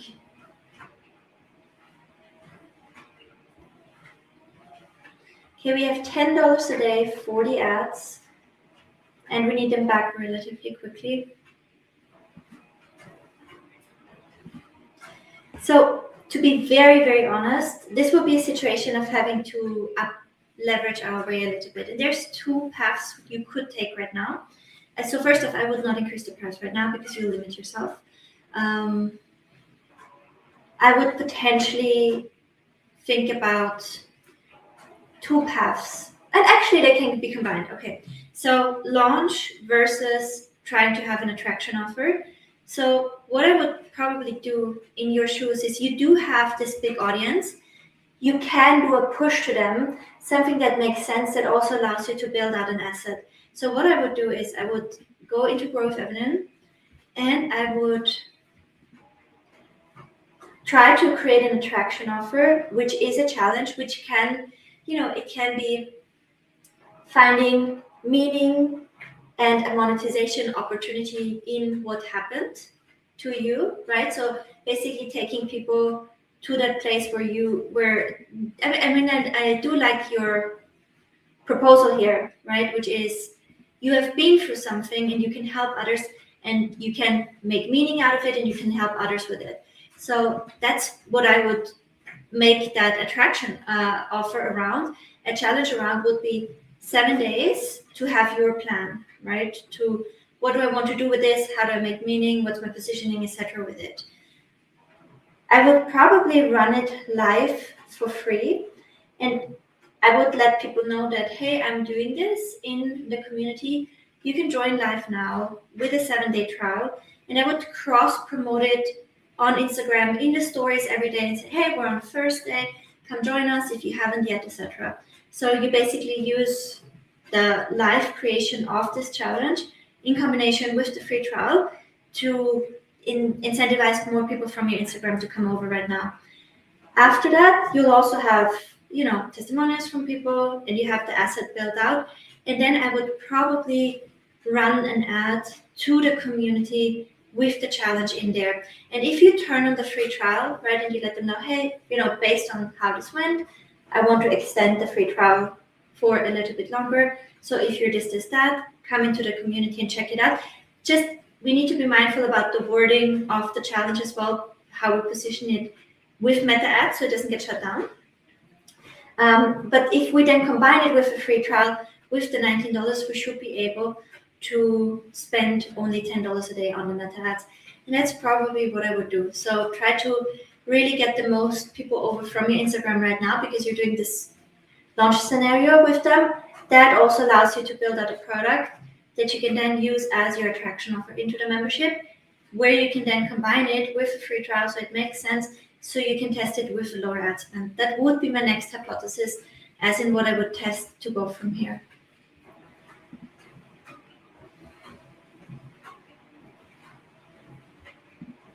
Oh, Iris had another question. I just calculated my churn rate for 2025. It was 4.3%. My biggest problem was getting hardly any new members. That's why I'm concentrating on that right now. Okay, my love, honestly, your churn rate is amazing. So, and now as we're getting more people in, some where it's not for them, they fall away quicker, but the overall churn is healthy. So we should scale up the funnel that you have. You're actually on a really good path. Let me just check that into the ads you shared as well. Thank you for the reminder here.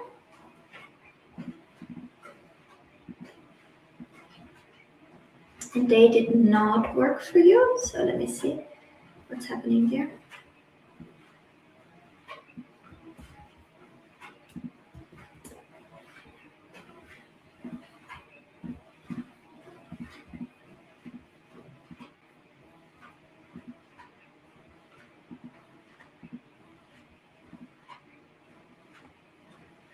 Wenn du für dein Leben gern backst, wollen wir dich hinkriegst.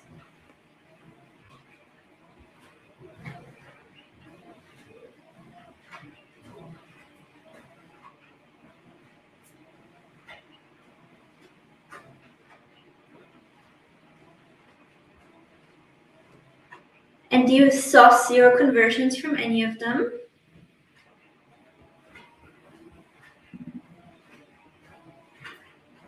I think the talking head reel worked best for you.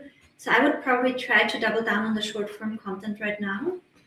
And also lifestyle images, right? So let me just show you here.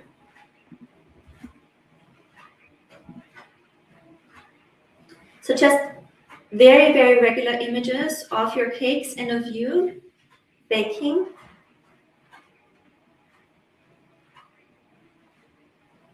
Well, here you see the trial max bundle I was talking about. But I want to find a lifestyle ad for you.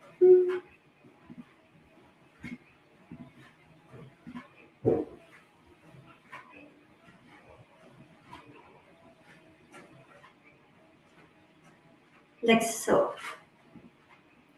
right? Just a regular ad, launch ads of your actual baking creations, of you baking, etc. So I would rather test them than go into more angles right now. Yeah, then go with the shorts and go with the lifestyle images next, please.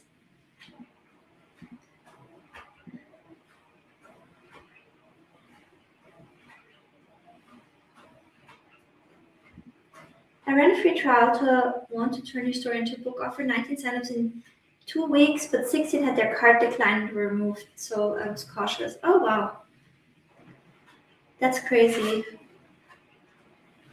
19 signups, 16 cart declines is crazy. Wow. And was that on Skool already, where you had the cart declines? Then we probably can't do it with a free trial, only in the challenge, potentially.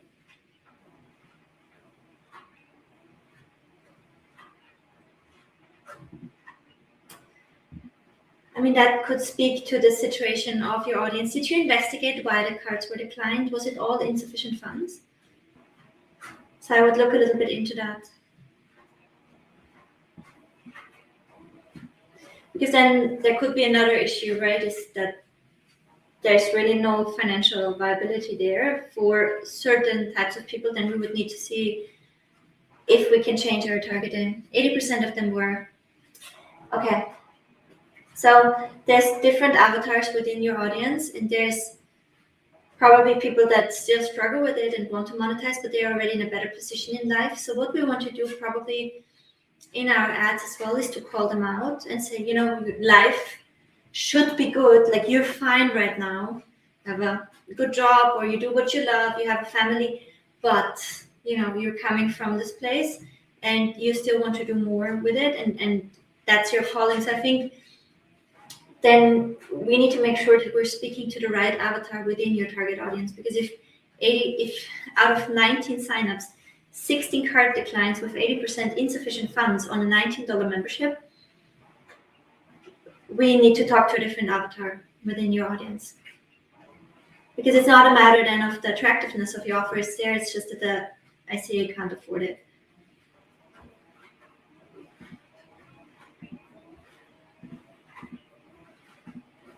So we need to do some avatar work there. And say, how can we talk to people who can afford it right now? All right, so we have a few more here. Give me just a second, guys.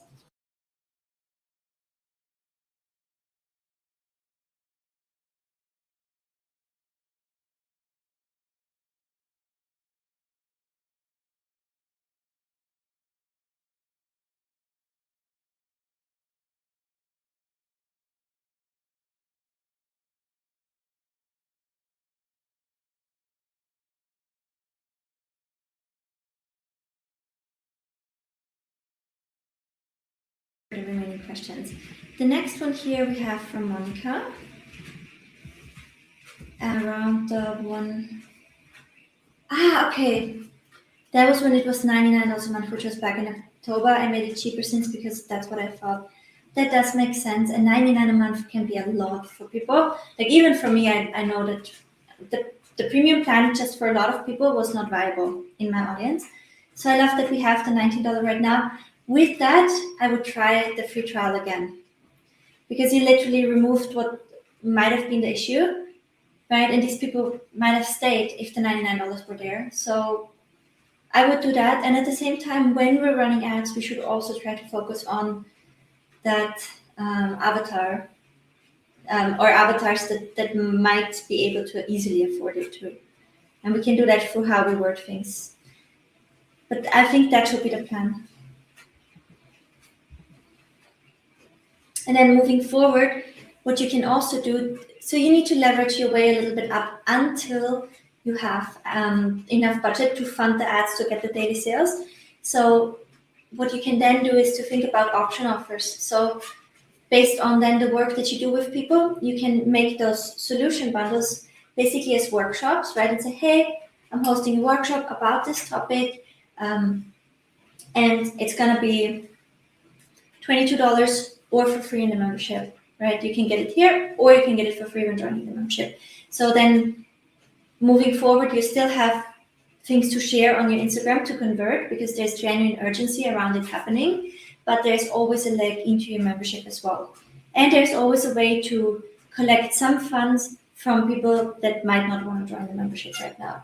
So that's how I would think about, leveling it up until you are at a point where you have certain monthly recurring revenue that you can put back into the ads and you can create your flywheel.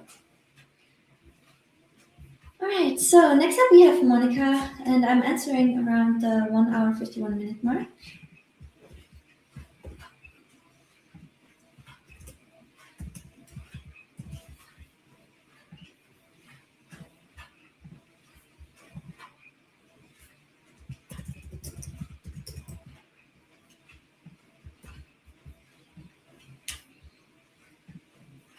Okay, my current situation is I run ads for months, sold over 116 with 50% purchase in one bump, only 10% OTO. I was barely breaking even and more in a negative on my slow funnel. My desired situation is to share my protocol with health coaches for my cravings cure protocol, where we remove one food from a client's desire and they will be disgusted in it. I will teach health coaches and more this over 4 weeks. I feel stuck on the best way to share this protocol. I have worksheets, 4 follow-along videos, and I will also have 4 live classes for the certification. My question is, what's the best way to share certification, and do I need a membership? What is the best way to promote it? The Loom is above. Okay, and here's a Google spreadsheet. Let me see what we got here.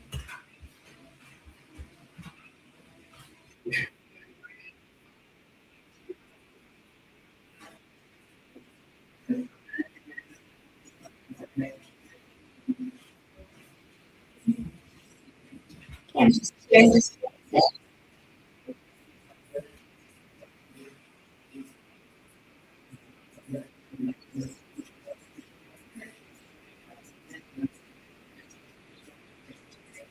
Well, actually, if you have the OTO, 12% upgrade is good. It's just the overall for the time running, it is a relatively low amount of sales. And, I'm not sure if we could have added a second bump, a downsell, turn the OTO into something recurring. So when you are at that point in the funnel, there's often ways to make it profitable. You had a second bump, that's good.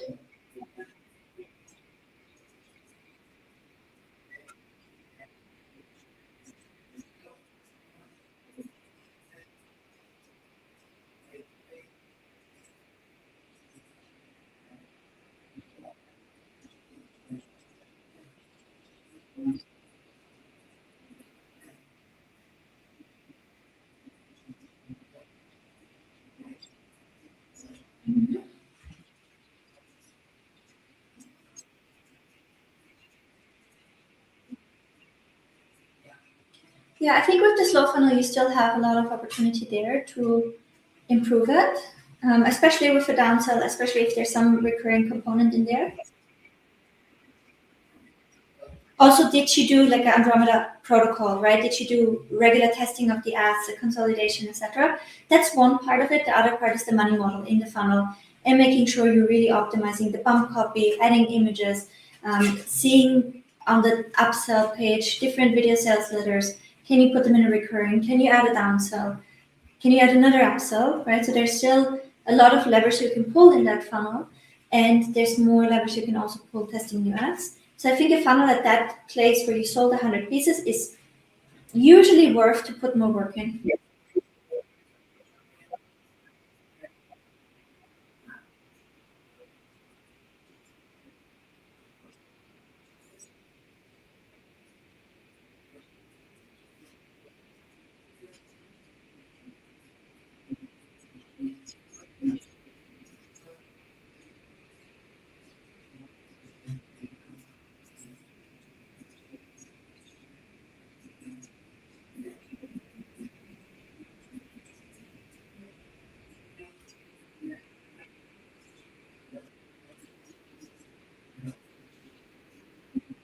I mean, since you do have a lot of proven protocols, I do think there might be an opportunity to do certifications and to also add a white label component to it.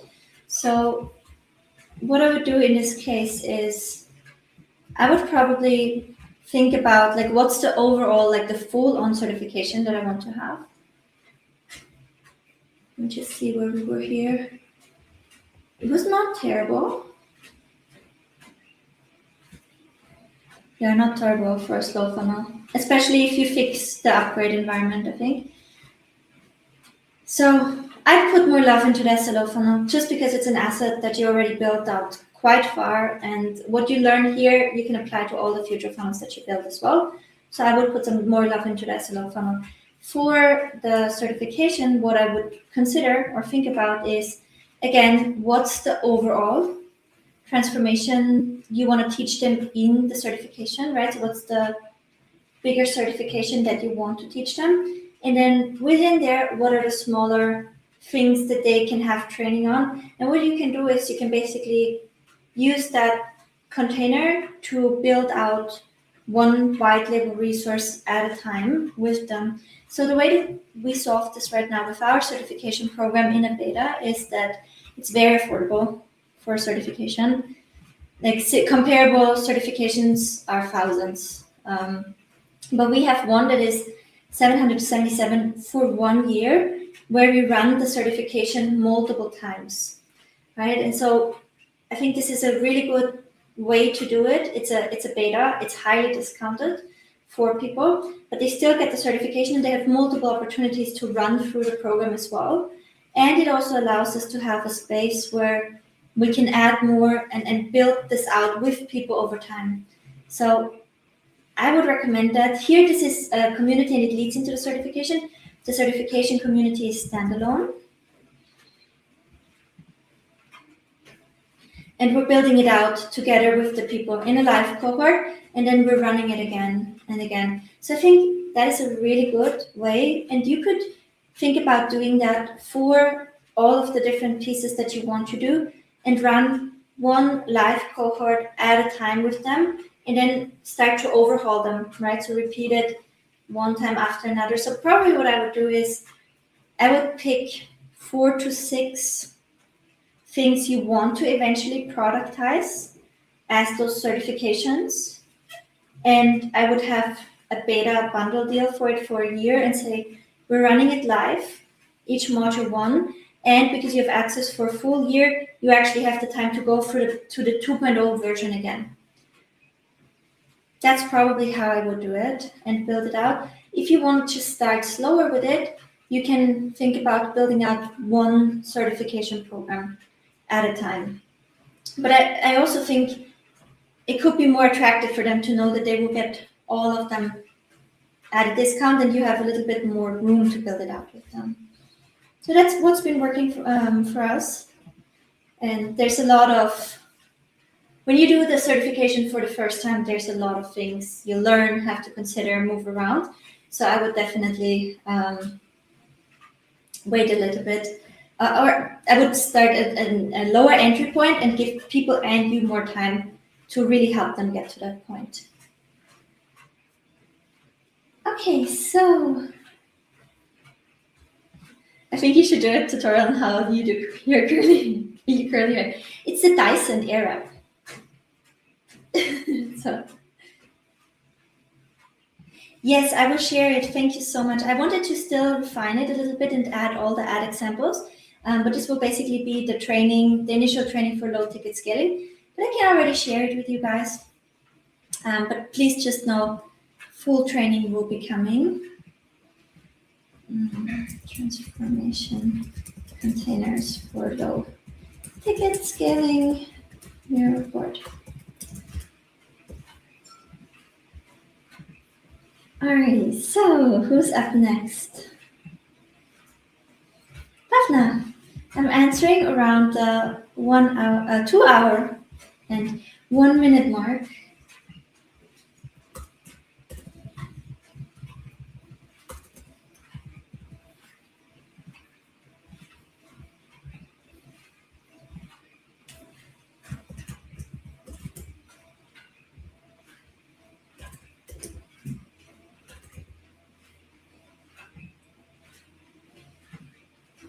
Sorry. There you go. Okay, so Bhavna's question is, I did a beta launch of my membership last week, Money Saving the Worst. I had 35 members join at $47 a month, mainly from my email list. I don't have a free group and I've never done ads. Congratulations first. That's amazing for the first launch. Wow, really cool. I want to grow my membership now. It feels like a really nice space. I'm thinking of a free tier to share YouTube videos and to feed into the paid group. My problem is from this point, I don't know how to grow the membership. I'd like to get 100 members soon and then hoping to grow further. How do I grow the membership? Ads, free group, almost evergreen classes. What's the next step to grow? I want to get into a nice flow and rhythm. Should I have a free group to feed the paid? Currently, I don't have members. The members don't purchase through Skool, they purchase through High Level, and I sent them the link to join by email. Okay, perfect. Now, the first thing I would try is to see if I can do the easiest thing possible, which is get them to directly join through Skool, right? So you can just set up the payment there and just make it really seamless. The good thing about collecting payments on Skool is you have that conversion API.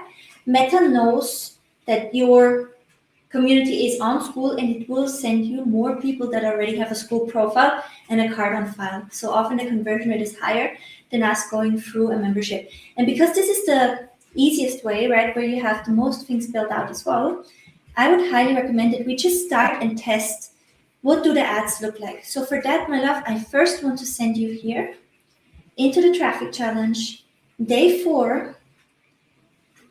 And then here you want to go and you want to watch the one specifically for the paid community setup, right? So we want to get your first ad going.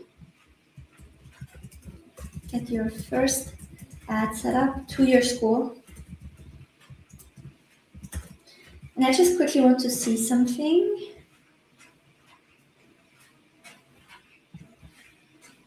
You're a VIP member, so you could either go here through the traffic challenge or even, I basically want you here.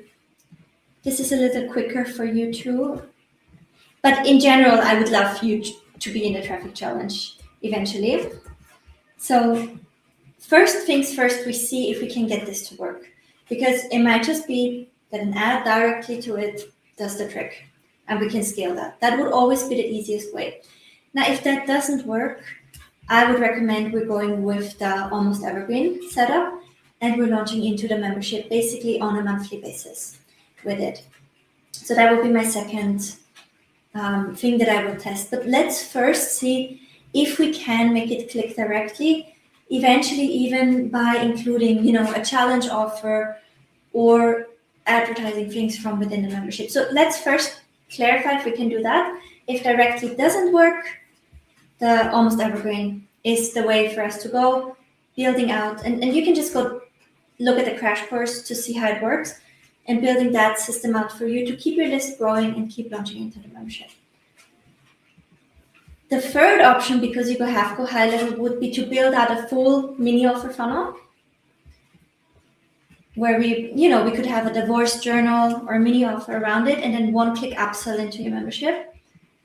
For that, you would want to check out this mini offer workshop, but it's the most complicated setup, right? So from a difficulty perspective, it's amazing when it works. It's like an ATM, right? But so is Skool ads directly, which is why it's the most low-hanging fruit, which is why I want to try it first.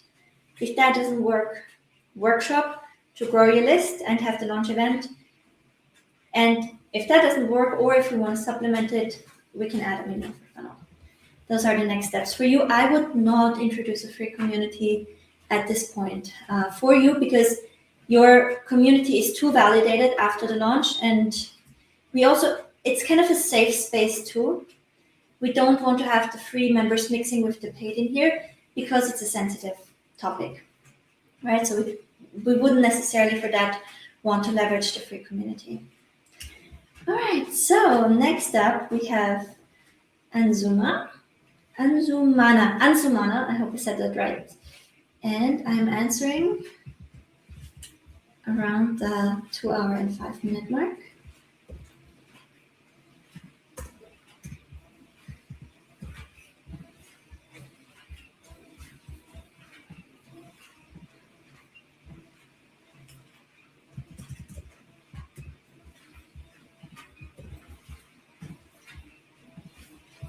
So the question is, I'm a full stack developer turned founder with 10 years of experience building and delivering products. I'm now focused on learning demand generation and growth marketing so I can create demand for my own business ideas. I love that. I want to validate multiple offers in the market and generate proof of concept revenue to identify which ideas have strong commercial potential. My goal is to build a business that produces enough predictable revenue to sustainably support a team. My experience has been almost entirely in product implementation and delivery, not in top of funnel demand creation. I'm trying to identify the highest leverage books, frameworks, and resources to rapidly develop practical skills in demand creation and business growth. Which books, frameworks, and resources would you most strongly recommend to help me develop advanced skill in demand generation and growth marketing as quickly as possible? Additional, which non-book resources would you recommend to accelerate my learning given my background and goals? Okay, wonderful. So I want to start by what resources I would recommend in the community. So when we think about demand generation, especially you said for your own products, right? And so I'm assuming here right now that this is referring to SaaS products. SaaS and memberships are actually quite similar in the way that we want to market them. So it's all basically low ticket subscription, right? Yes, perfect. So what we want to do is we always want to validate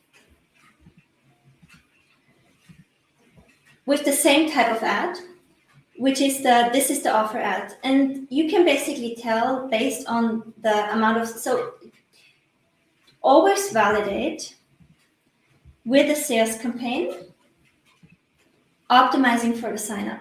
Now, there's nothing but $1 that will see if you're able to generate revenue and what the demand really is for the product, right? And so you want to also understand what are typical payback periods for SaaS products, right? That investors would appreciate, right? So with SaaS products, it's very hard to immediately get to break even, although it's not impossible. But you then basically want to say, what's the financial model? What is the payback period? What can we afford? What can we do with annual fees to make it happen? So you basically validate your SaaS product just like you validate your membership. You package it just like you do a membership, because your SaaS product, it does a job for people. It creates a transformation. They are someone with your product and they're someone without your product. So you want to think about what it does for people, and then you want to think about what angles you can take to market it and where you get the best concept to see what most resonates with the market is in here in the Andromeda ads, where we have this workflow. So basically what we do is for your SaaS, similar, or it's actually, Skool is a SaaS as well. So I used the very same approach to build up the ads there too. And so basically what you say is, what's a transformation that this product offers? From there, you go into the buying personas, right? So you write a short sales page for your offer, similar like you would write an about page, right? So what has to be on that sales page? Then you take that sales page copy and you say, hey, please map out the buying personas for this offer. For each buying persona, identify the pain points, desires, beliefs, thoughts across all awareness stages. Eugene Schwartz also comes to mind as somebody you should read.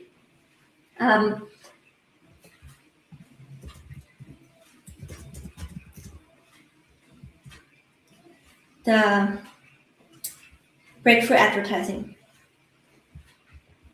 So across all awareness stages. And then you want to say, okay, what are my hooks into my offer? And then we want to set it up 1 to 2 times the price of the monthly subscription with all of the ads in there. And then you will see you have a distribution curve of what gets spent. right? So for example, when we're going in here, right now I'm testing this. Let's go for the maximum here. We will have a distribution curve of which messages get spent. And then when you see, oh, these messages get spent, this is where you further want to lean in when developing your product.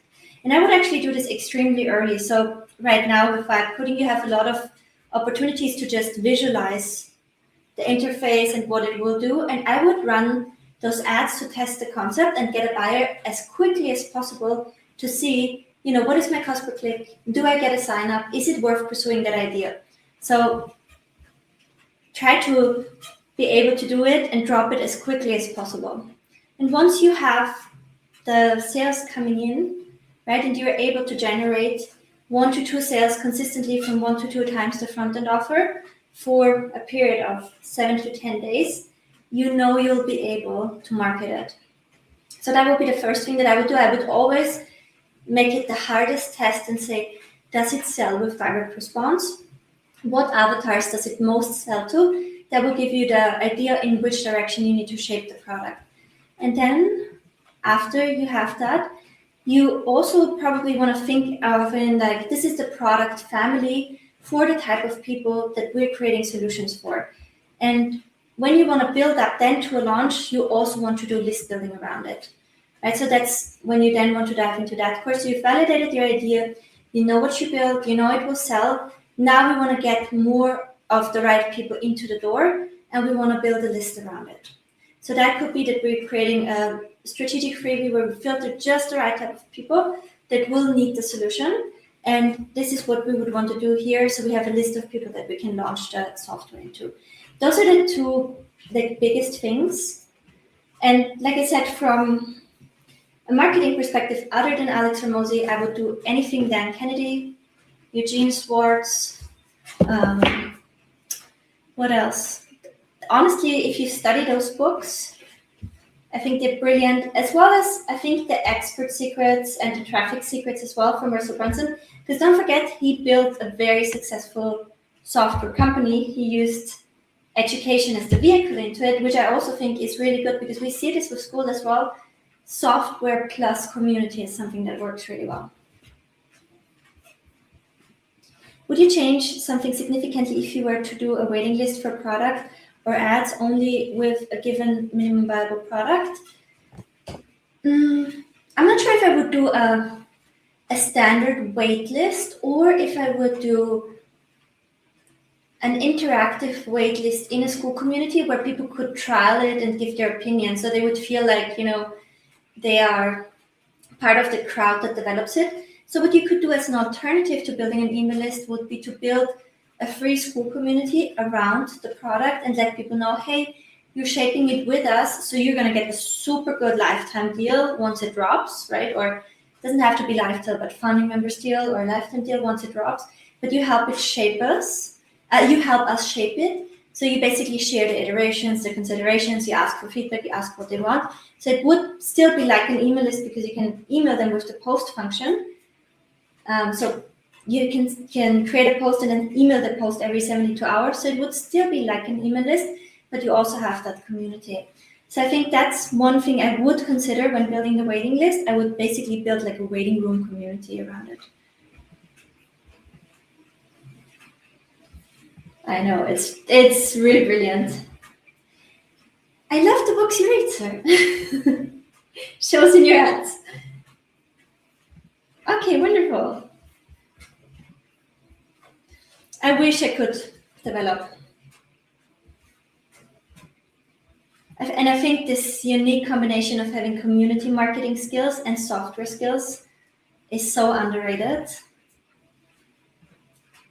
I think it's really powerful. Okay, next up we have Vanessa, and I'm answering around the 2 hour and 15-minute mark.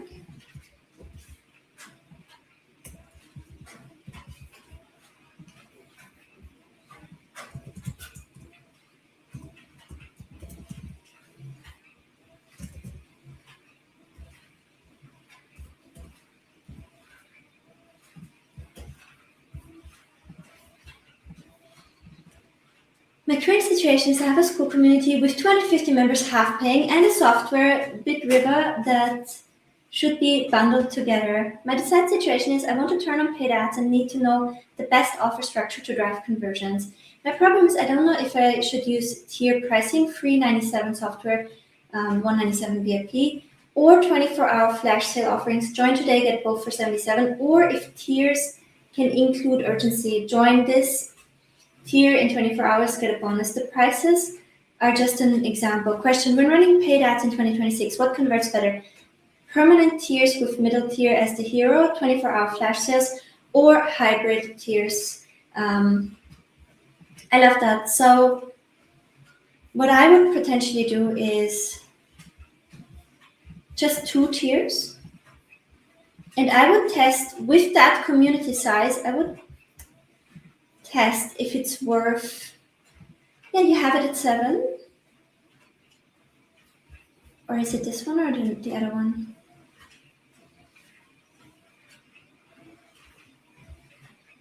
So you definitely need urgency. I would do either a flat price or tiers. With tiers, don't do more than 2 and give the VIP bundle as a limited time opportunity, right? So that's what I would do. And you can only turn it for a short period of time.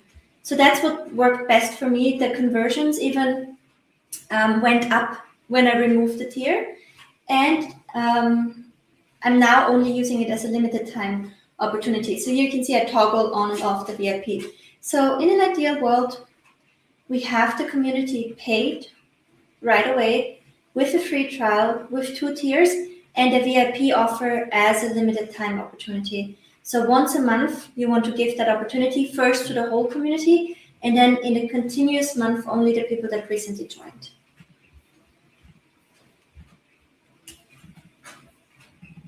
Okay, next up we have Elise at the 2-hour and 18-minute mark.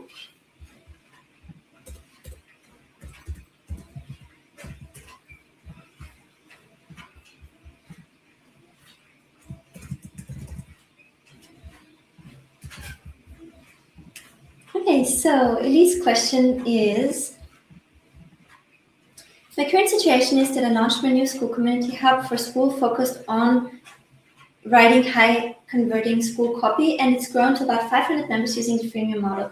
Members get on 1 free resource, my About Pitch Templates Plus training, with the rest of my copy templates available as a one-off purchase or included when upgrading to a $50 per year premium tier, which has converted 35 people so far. Amazing.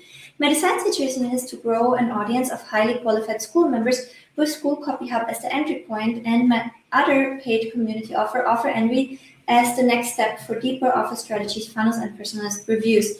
My problem is that while the freemium model has driven fast growth and early premium conversions, I'm unsure whether it's better to keep it freemium to grow an audience or move to a low-cost paid entry to vet higher quality members. Today I switched to tiers to test a $5 standard tier instead of free entry along with $50 premium. I feel uncertain about the change, but want to let data guide the decision. My question: what metrics would you prioritize to decide if it's the right direction compared to staying freemium? What would you see that I might not be considering? Really good question.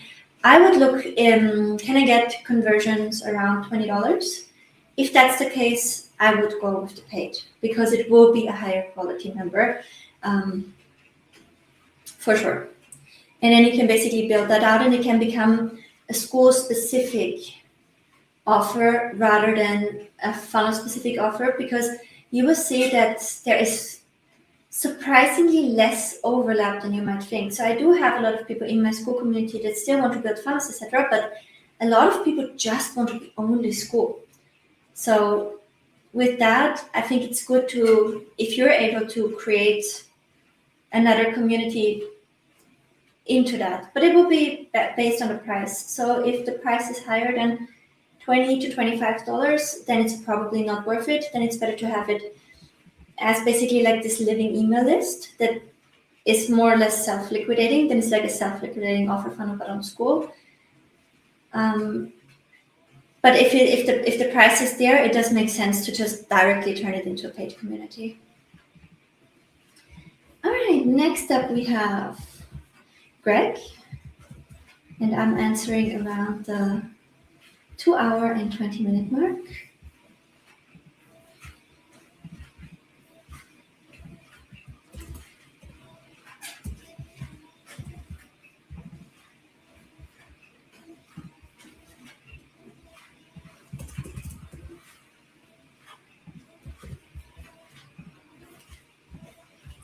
My current situation is I run a mentorship program for NDIS and disability businesses in Australia, where I help people start their business, build specialist positioning, and attract clients. I currently enroll around 5 people per month into a $3,000 for 4-month program using mostly organic YouTube and content. Amazing. My desired situation is I want a more predictable, scalable funnel that still feels high trust and relationship driven. I want a simple, perfect month marketing system built around monthly webinars that consistently feeds my paid community and my high-ticket mentorship. My problem is I'm unsure whether my current offer letter has gaps, especially around where the free offer fits and what the $9 tier should actually do. I'm also confused about how a free Skool community should work in the funnel because I've seen creators run multiple offers inside schools for free and I don't fully understand the logic.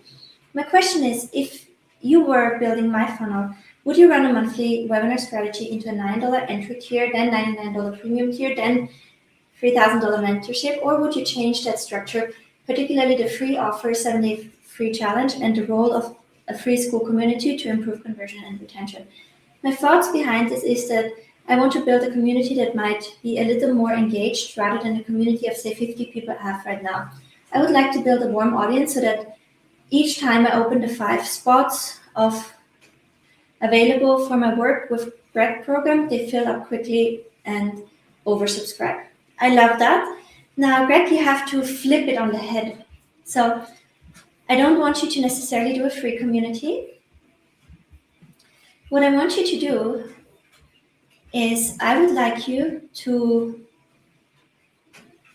go through, because you're a VIP, I know that you have the access here. I would like you to go through this almost evergreen crash course, because what I would love to build for you is a launch system. Instead of a webinar, we're doing a workshop that is highly valuable, and that can also be the content for your free, for your low ticket community. So I wouldn't do a free one. I would do 9 and probably 99, right, for the community, and I would seed it with the workshop. So I would do the workshop is live, free live, then thank you, for 48 hours. After that, it's available in your community. So when you do the workshop live, you are offering people the $3,000 program spots. So you're selling basically that from the call.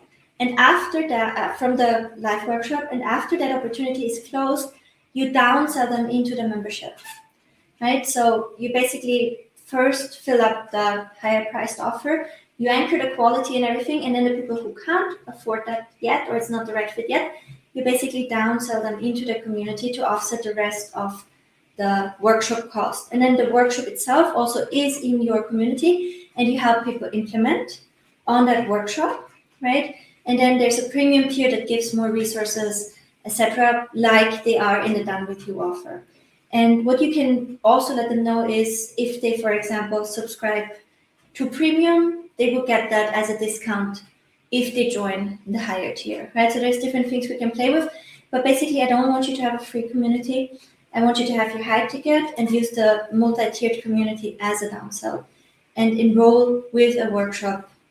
You can also do a webinar if you feel more comfortable with the webinar. The strategy around how to advertise it will be the same as in here.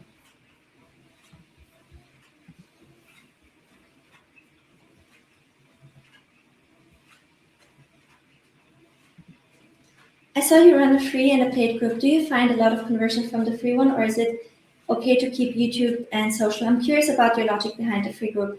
So why did I do the free group? I wanted to be able to have a free group to show people how to run ads to a free group, because it was always like, it's a little bit weird if you're like, I can show you how to run ads to a free group, although I just have the paid group, but for me it's better like this. So I wanted to have real living case studies where I can show people things that I do. That was the main reason behind it.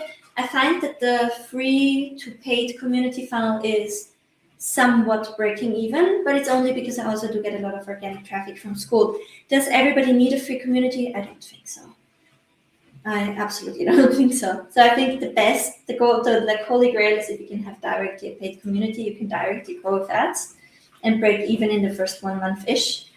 That's always the best because it's basically building your audience and building your paid community in one. That's always the goal, I think. And as long as you have YouTube and ads, that can work, right? So for me, it's more profitable to actually run ads directly to the paid community. All right, so I have Jaden's question here, answering around the 2-hour, 26-minute mark. You've been so patient. You could have screamed, hey, I have a question too.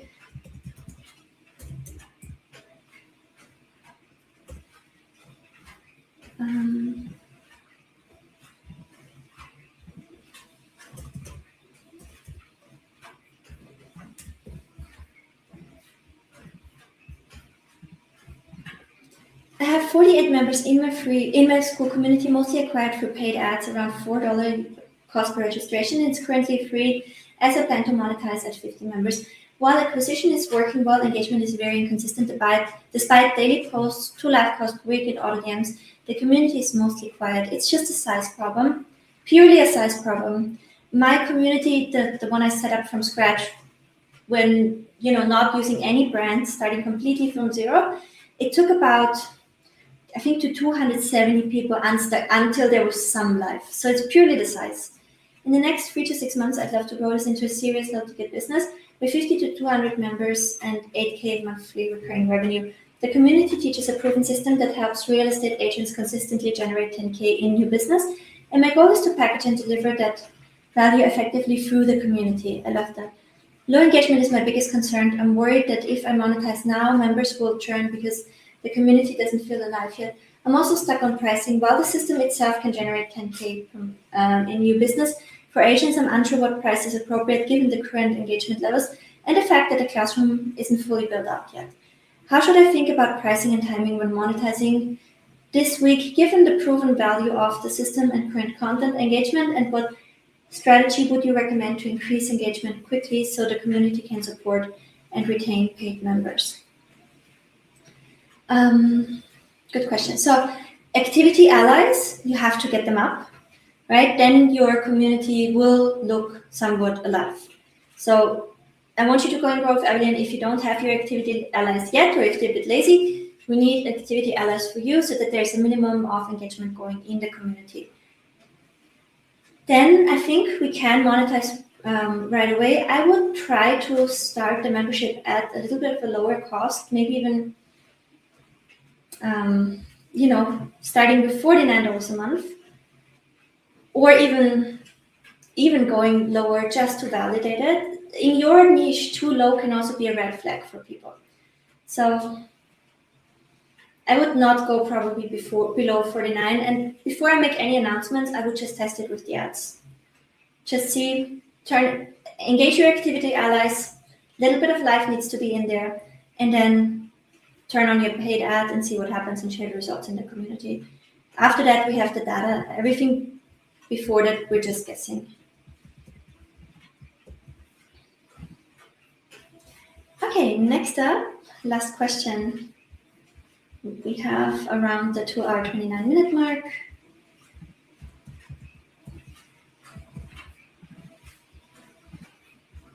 And this is from Nika.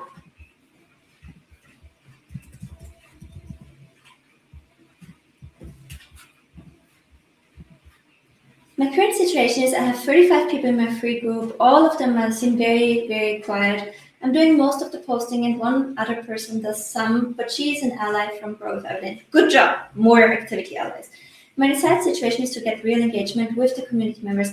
I'd love to hear from them and find out what they want, but they don't post ever. Seems they like to sit back and watch. My problem is, how do I get true engagement with the community? It has members, but if someone new comes in, it's just that. I'd like to infuse it with life and have a dialogue. My question is how to best get started with engagement in my community. Are there any tried and true methods to get people talking and interacting? So there's a few components to it, right? You need your activities. It's so interesting how the questions are so related to each other. You need to get your activity allies, right? And you need to get serious with them. So 2 to 3 people, you have post there consistently and really make an effort to make it a valuable conversation there so that they will make that in your community as well. That's the first pillar. The second pillar is you need to keep growing, right? Because every new member that comes in while you have the conversation going with your activity allies is another member that might be like, oh, this is fun. I'm sharing about myself, right? So it's like you really have to get the ball rolling on that. So keep growing it. And thank you. And the third pillar is to post regularly and really get good at those engagement post strategies. So in here you have this planner. And I would love for you to study the different post types and see which ones gain traction for you.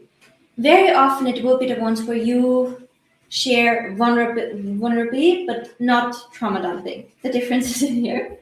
So study these posts and just keep posting them as well. So those are the 3 pillars. You'll see if you focus on keep growing. Like I said, in the test community I did, it was over 200, almost 300 members when it really started to get rolling. So a lot of people don't realize that it often has to be a lot more members than you think. You need to use your activity allies and then keep posting and find what works from a posting perspective for your community. I'm sorry, I think I stopped sharing. This is the engagement planner here. You can find it here on day 5 of the launch challenge or in here under the nuggets. Make a copy and then study the posts in here.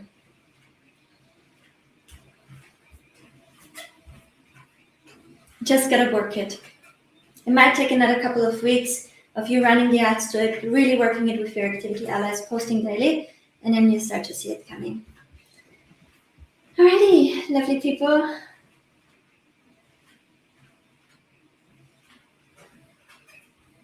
Yes, absolutely.